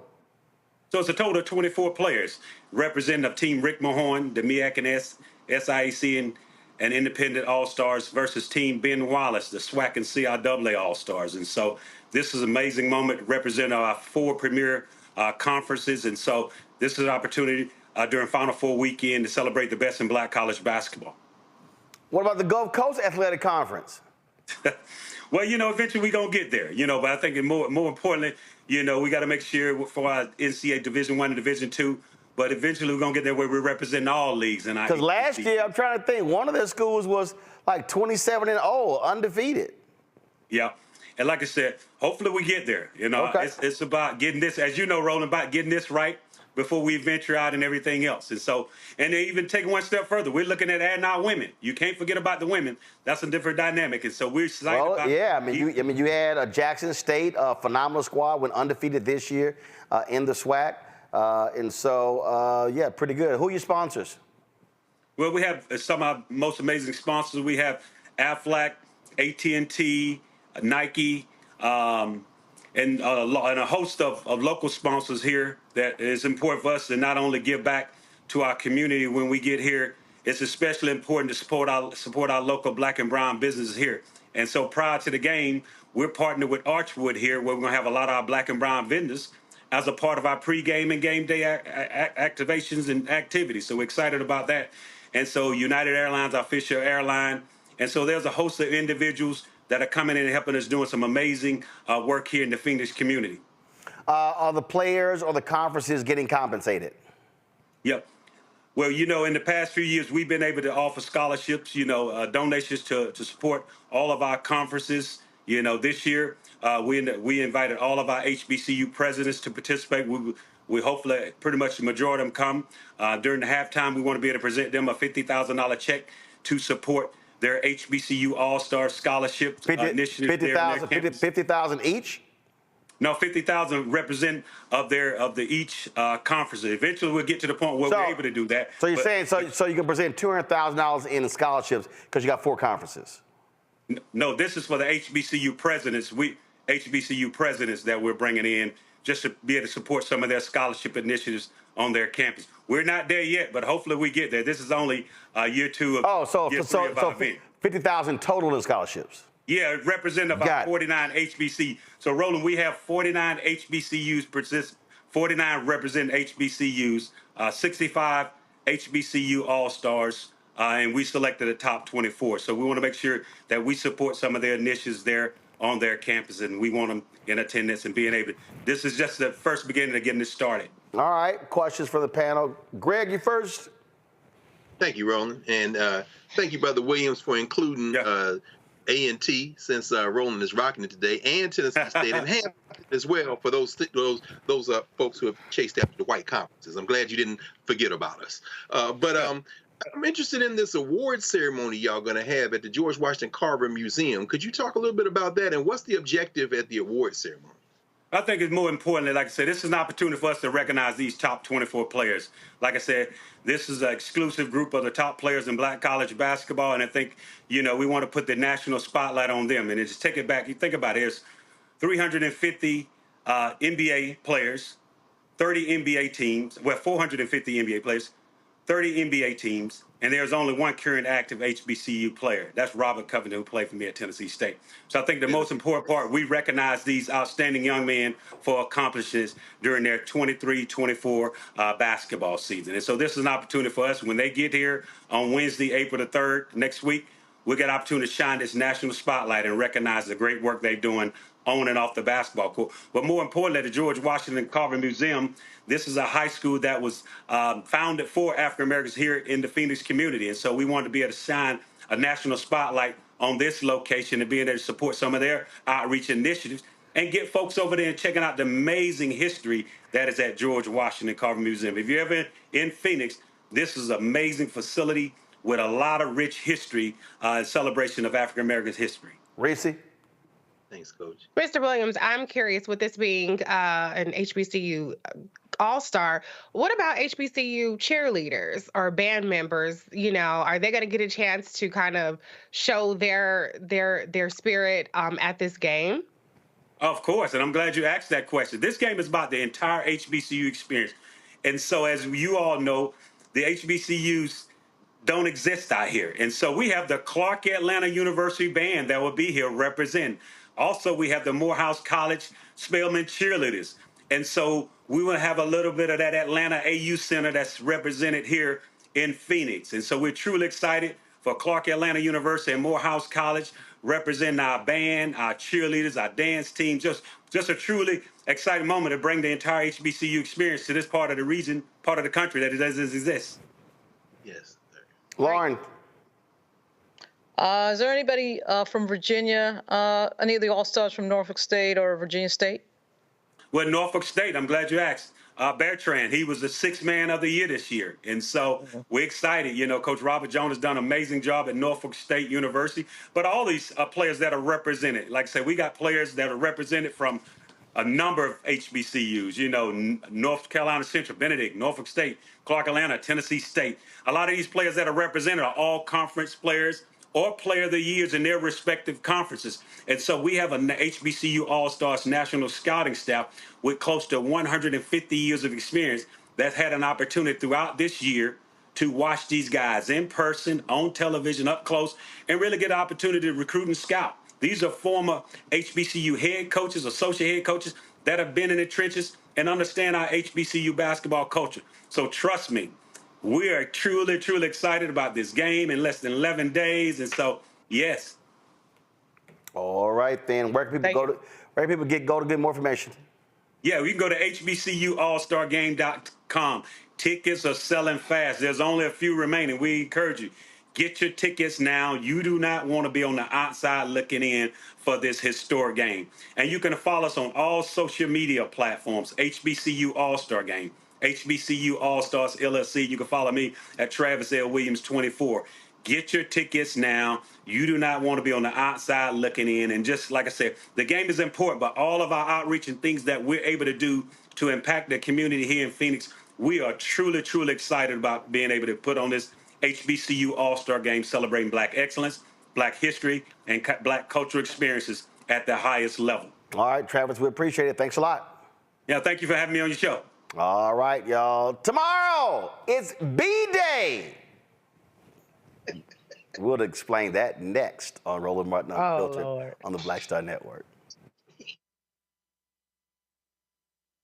Terry and I, we couldn't play in the white clubs in Minnesota. It felt like such a, strength through adversity type moment that I think Black people just have to go through. We have to figure it out. Right. We make lemons out of lemonade. But there's a reason we rented a ballroom, did our own show, promoted it, got like 1,500 people to come out. Clubs were sitting empty. They were like, "Where's everybody at?" And they said, "They're down watching the band you wouldn't hire." So it taught us not only that we had the talent of musicians, but we also had to have the talent of entrepreneurship.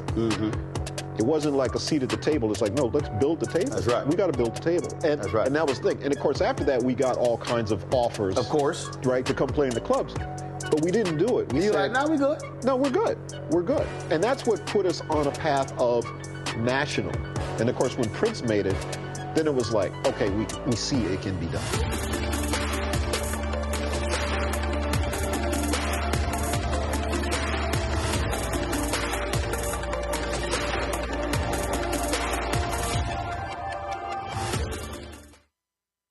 Bruce Smith, creator and executive producer of The Proud Family, Louder and Prouder, and you're watching Roland Martin Unfiltered.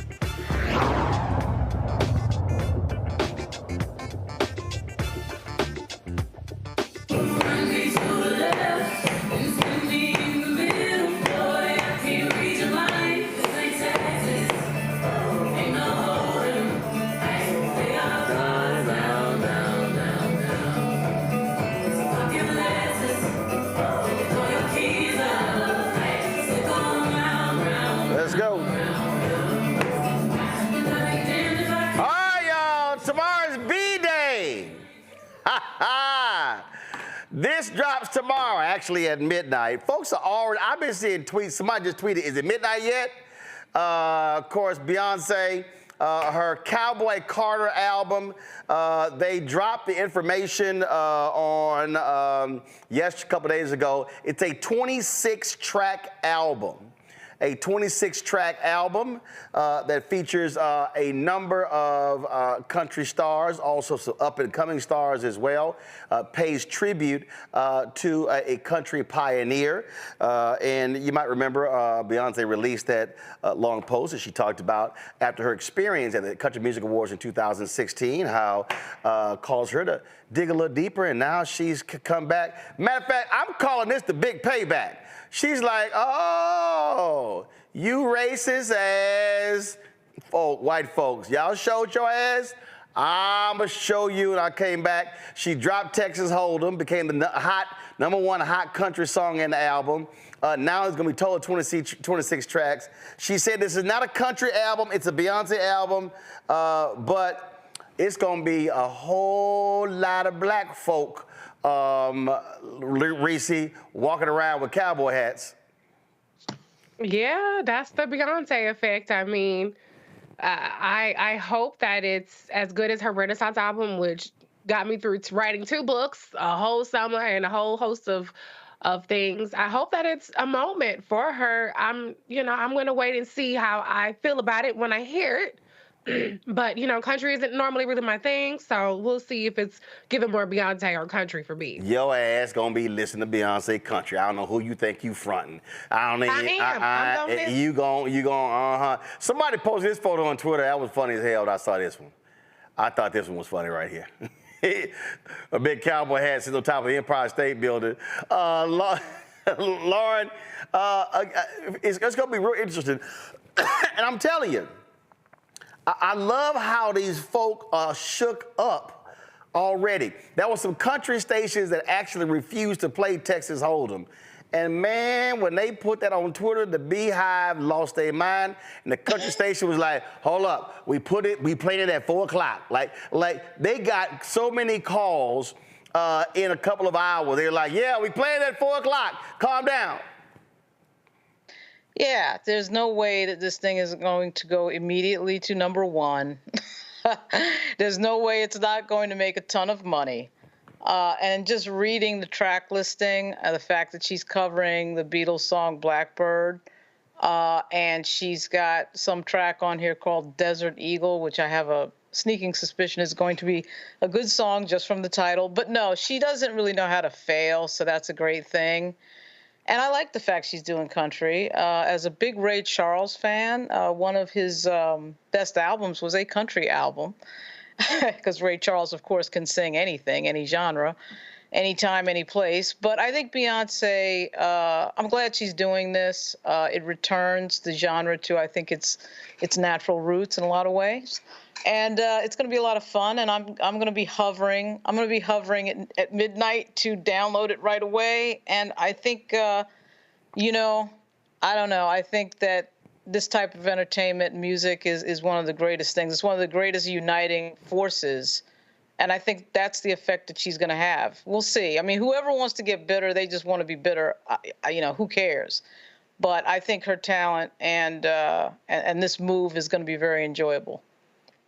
Greg, can I jump in? Yeah, go ahead. Go ahead. Because I'm hoping that it will be a uniting factor, because with all that we have going on, I do not have time for Beyonce's country album to be a civil rights issue. Like, we have gerrymandering, HBCUs under siege. We got every other real fucking issue on the planet. And so I really don't have the capacity to be outraged over whatever white person is fucking with Beyonce and don't like her song. No, hell no, Reese. I need some country white tears, Reese. Oh no, I want them to see this photo right here, Greg, and lose their damn mind.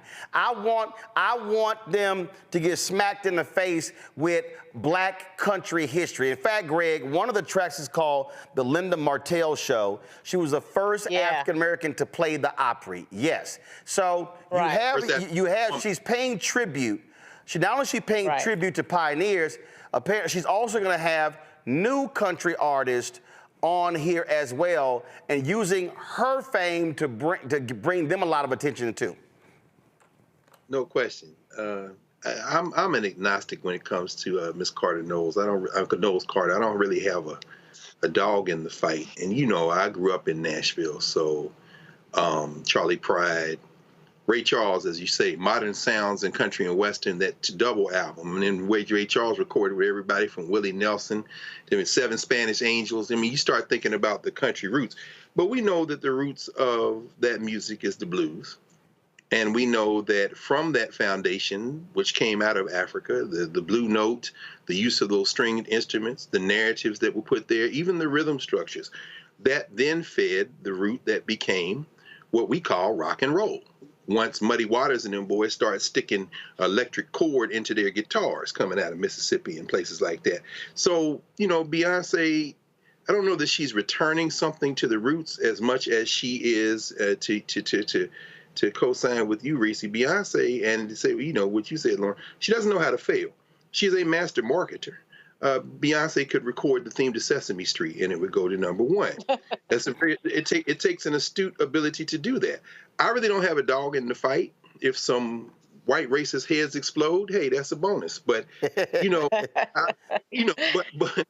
the only other thing I would say is I think every cultural creator, musicians, artists, performers of any type, really reflect the age in which they are recording more than anything. So I probably won't be up listening to Beyonce, but in that country music spirit, taking me back to my roots, I might go put on some of the man from Slab Fork, West Virginia, a little Bill Withers, and listen to somebody with a feel that would be a little bit closer to country, perhaps, than Miss Knowles. Okay, but hey, good luck. All right. So what Bill Withers song do you think is close to being a country song? All of them. See, it depends on how you define country music. See, the genres are defined by the commodity, how you're moving the weight. But if you listen to I Can't Write Left-Handed, if you listen to Who Is He and What Is He to You, if you listen to Better Off Without Her, I mean, Bill Withers is singing country, man. And when you listen to his interviews, see, the question of country music, when you start talking about the blue note, that kind of in between. So when you hear Ray Charles, there was 7 Spanish angels and they all loved the sun. It's a blue note. By that reference, you can disaggregate the music. I don't look at the genres like those. That's why they're fighting. They're not fighting over the content of the music. Right. They're fighting over how you move the commodity. That's why they want to keep her off the country charts, because it's going to explode, and that's going to be the problem. So this is what she posted on Instagram: Cowboy Carter and the Rodeo Chitlin Circuit, American Requiem, Blackbird, 16 Carats, Protector, My Rose, Smoke Hour, Willie Nelson, Texas Hold'em, Bodyguard, Dolly Parton's Jolene, Alligator Tears, Smoke Hour, Just for Fun, Levi's Jeans, Flamingo, The Linda Martell Show, Ya, Oh Louisiana, Desert Eagle, River Dance, Sweet Honey Buckland, Two Hands to Heaven. At the bottom. Wait a minute. Huh? Wait a minute. What is going on? You know what? Now, see, okay, that's a good example right there. You take Jolene, Dolly Parton, right? You know, I'm wondering if she doesn't already have a deal with these cats. Dolly, because Dolly said something a couple of weeks ago. Dolly said, oh, I can't. I look forward to the album. So we don't know. So what they held back, we don't know if Dolly Parton is on the album as a duet. We don't know if Willie Nelson is on the album as a duet. Right. And let me remind people, when our frat brother Lionel Richie, when he announced Tuskegee, which is a cover of all of his hits, every major country artist in the country wanted on that album. And when he dropped it, that album went to #1. Say Alone could be in the country genre. This is what I'm talking about. Well, first of all, Deep River Woman, Hello. Nope. And so all of those songs. Lady, yeah. Exactly. And this is the shrewdness. Now, Dolly ain't got to be on the part, because guess what? Beyonce could do much worse than modeling herself after Dolly Parton, because guess what? Dolly Parton ain't got to open her mouth again. You know how much money she made off of between Whitney Houston, I Will Always Love You, and redoing Jolene? But here's the question. And see, this is a question of taste, I think, as well. For me, Beyonce, you know, it's going to be interesting. I will listen to that because I want to hear how she interprets Jolene. Jolene is not a song. Well, it's like when. What do you say? Well, but here's the deal, though, because I want people to study this cover. I just saw something I was kind of like interesting. All right, so come on, go to my iPad. Look at these photos right here. Okay, you see the photo right now? Y'all see? She says Rodeo Chitlin Circuit. Okay, you see the photo of her right here. Let me go over here. You see that photo of her right here. You see the photo there. You see that one there. But watch this one.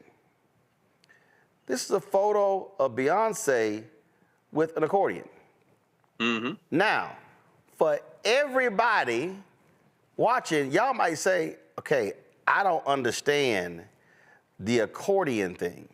Well, you see right here where she says, oh, Louisiana? Oh, no question. Now, remember, she said, daddy from Alabama, mama from Louisiana.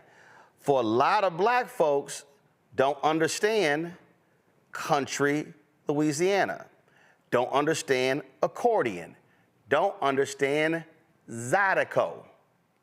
So for all the people listening, understand when you listen when you listen to Trombone Shorty. Yes, sir. You listen to Trombone Shorty. That's second line New Orleans. Yes, sir. That's second line New Orleans. I need to help some of y'all who don't understand what the hell I'm talking about. Okay, my grandparents, maternal grandparents, they migrated from Opelousas, Louisiana, to Houston. I grew up Catholic church. Nearly every black Catholic church had Zydeco's. Zydeco music is actually from the country in Louisiana. And so when you see this accordion, when you see this with Beyonce, what you see is that is an ode to country black people. So when you talk about the music, matter of fact, I was I'm gonna play this. Now, YouTube might ban us. So guys, put the panel back up. So here's the deal. So again, I have a country list. So there was this sister. Her name was Maya B Music. She did this here. Turn the audio up. This is called Country Party. This is for all the country people. This is your girl Maya B Music, and we finna party down in the country, baby. Now, I need everybody to listen. This is a combination of Southern Soul, R&B, blues, but it's called country music. I'm just trying to tell folks. Hold up. Now, listen to this here. Then you've got my man, King George. King George has been killing it. King George is from South Carolina. Okay, if you listen, again, you listen to his music, Southern Soul, blues, country, all fused together.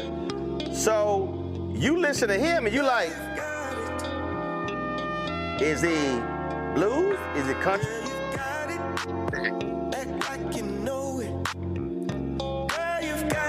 Look at Reese. Reese like.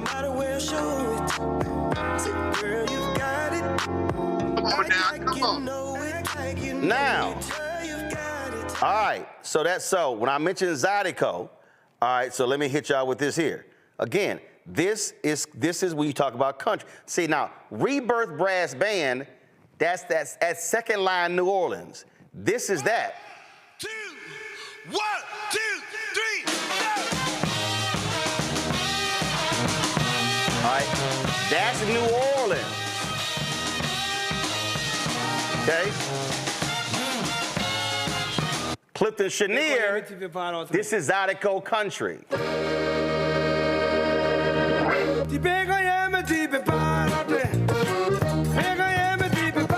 You got Creole influence, country. Then, of course, you got Bojack, give him cornbread. So again, you're talking about, and I'm gonna play this last one. This is Buckwheat Zydeco.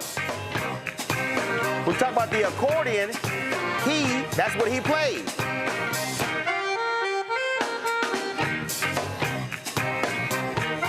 So, here's what I hope actually happens when the album drops.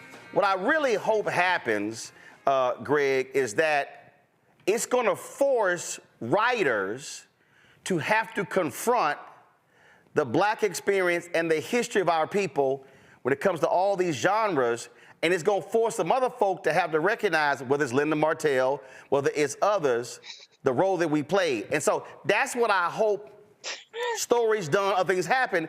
And then I hope there are Black people who go, damn, we did all that? Yes. We didn't just do Motown, didn't just do Philadelphia Sound, didn't just do, Chuck Berry, Little Richard, Count Basie, Duke Ellington, Fats Domino. At the reality of Black people, we in everybody's music, because it's ours. We already know that. No, we don't. We already know that we dominate. We know that we dominate music better than anybody in this world. I'm with Reese. They need this to be a civil rights moment. Lauren, no. Lauren, you missed what I said. And that's it. No, Lauren, you missed what I said. No, I didn't. Yes, you did. No, you said they. You said they. A lot of us don't know our history. A whole lot of us. We know we dominate in music. No, Lauren. No. A lot of us dominate don't. No. We think we dominate R&B and hip hop. A lot of us do not know our own history. And I've seen. You think those regions too? I mean, like. Oh no. Oh, when you talk about regions, when you go around this country, if you talk about, you take go-go. They know go-go on the East Coast. They know go-go if you're talking about southeastern Atlanta, because cats who came from the D.C. area to go to school there. But the reality is, you go deeper, they don't know go-go. You take New Orleans bounce, that's going to go west to Houston. It's going to go east to Mississippi to Florida. not necessarily other places. So when Big Freedia came out, they were like, in fact, when Beyonce put Big Freedia on her album, they were like, what the hell is bounce? So, and hell, all these black folks talk about the Atlanta sound. Ain't no Atlanta sound without Luke in Miami.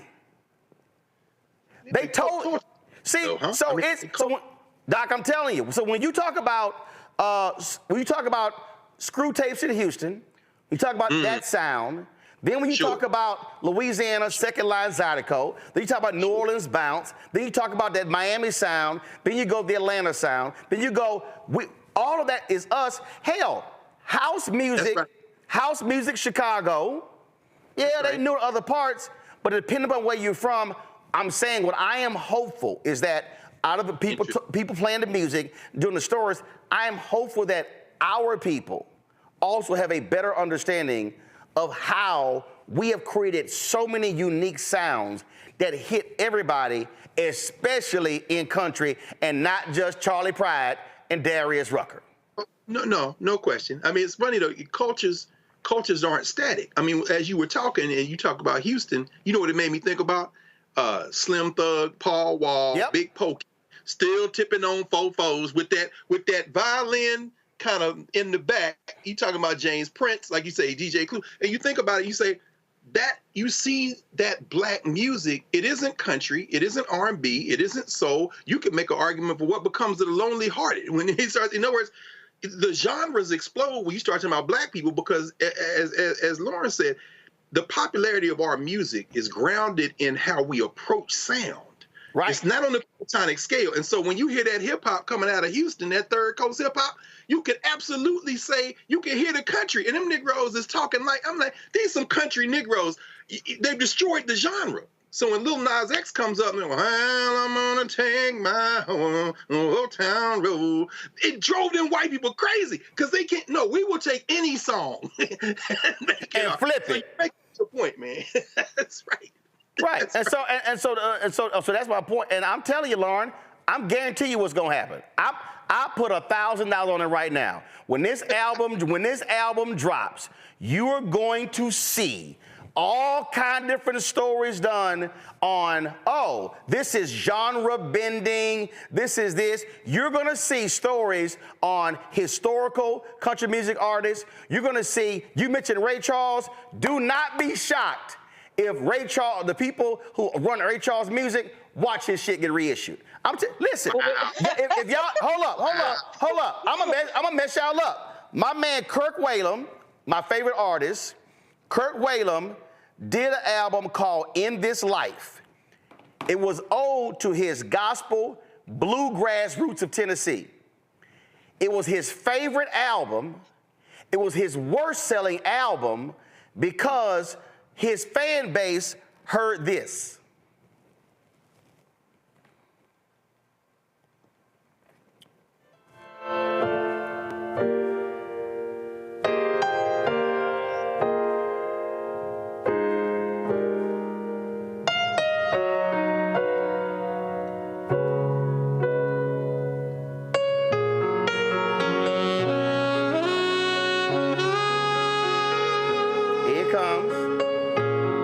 Freak them out.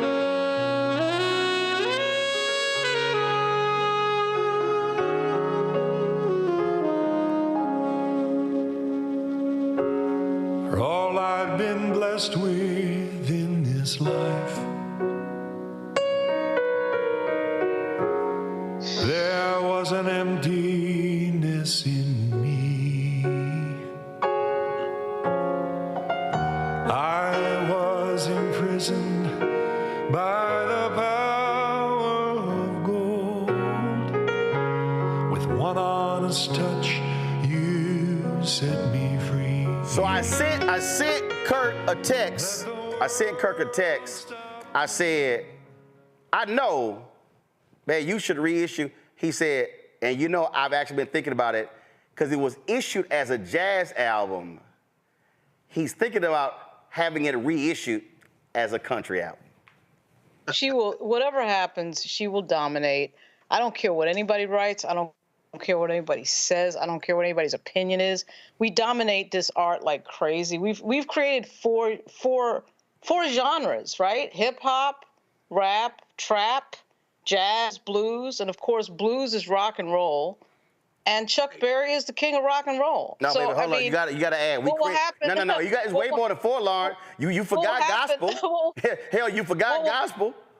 I mean, what will happen is those things are all a derivative of what we create, and this will be another example of us dominating another genre. That's what's about to happen. Right? No. And what I agree with you. What I'm saying is, what I hope happens is not just about Beyonce album Cowboy Carter. What I hope happens is folks begin to have an understanding that our impact on, take the other genres out, just on country music, that is elevated to the point people go, damn, I didn't know that.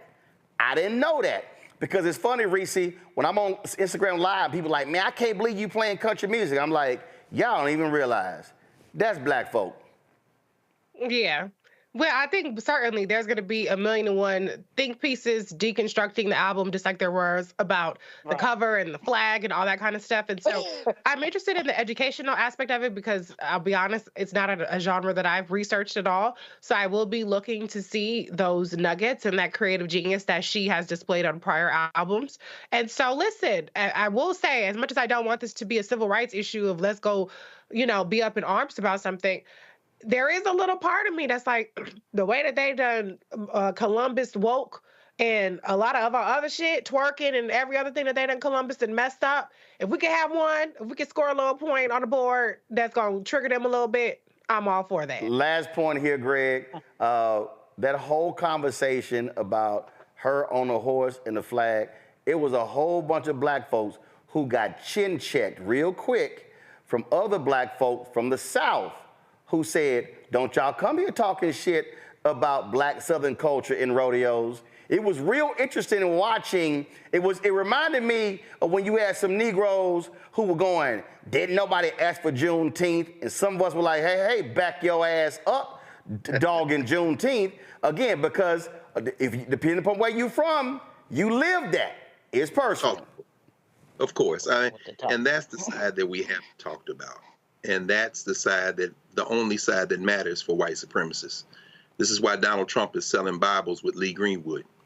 And that is the political nature of this. I mean, as I said, having grown up in Nashville, the fight isn't necessarily over the music, because you have all those studio musicians in places like Muscle Shoals, Alabama, where but what I'm saying is, white boys played on Aretha's hits. No question. Yeah, that whole factory. But the problem we have isn't the music. It's the politics. See, when Leonard Skinner, Ronnie Van Zant to the day he died, he said, we're not with the Confederates. Yeah, but you got a big-ass Confederate battle flag on your stage. So when you start talking about Skinner, you start talking about, these are bands that we all grew up listening to. We in high school, somebody said, Free Bird. And then you realize the racists embrace that music. Beyonce can never climb that mountain. None of us can. It isn't the music. Right. It's the politics. So you're right, Reese.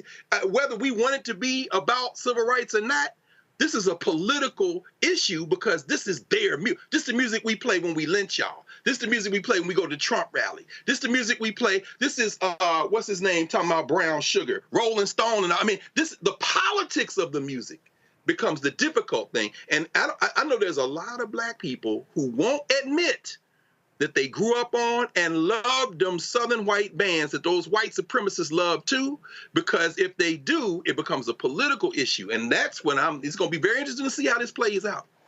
You're absolutely right, because to this day, when that Leonard Skinner song come on, I'm like, yeah, I can't get past the flag.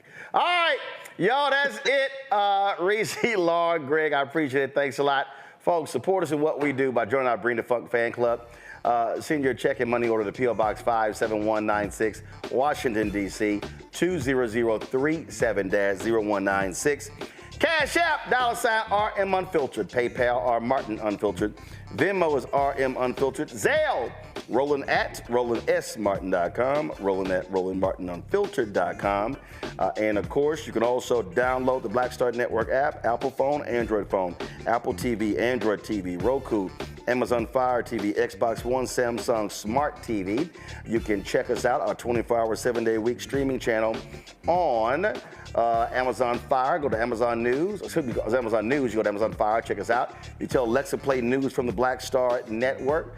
You can also, of course, watch us on Plex TV, Amazon Freevee, Amazon Prime Video. And be sure to get a copy of my book, White Fear, How the Browning of America is Making White Folks Lose Their Minds, available at bookstores nationwide. Get the audio version on Audible. Folks, that's it. I'll see y'all tomorrow right here on Roland Martin Unfiltered on the Black Star Network. And yes, I get all my cowboy hats in Texas, where I'm from. Holla! Black Star Network is here. Oh, no punch! I'm real revolutionary right now. Thank you for being the voice of Black America. All momentum we have now, we have to keep this going. The video looks phenomenal. See, this difference between Black Star Network and black-owned media and something like CNN. You can't be black-owned media and be scared. It's time to be smart. Bring your eyeballs home. You dig?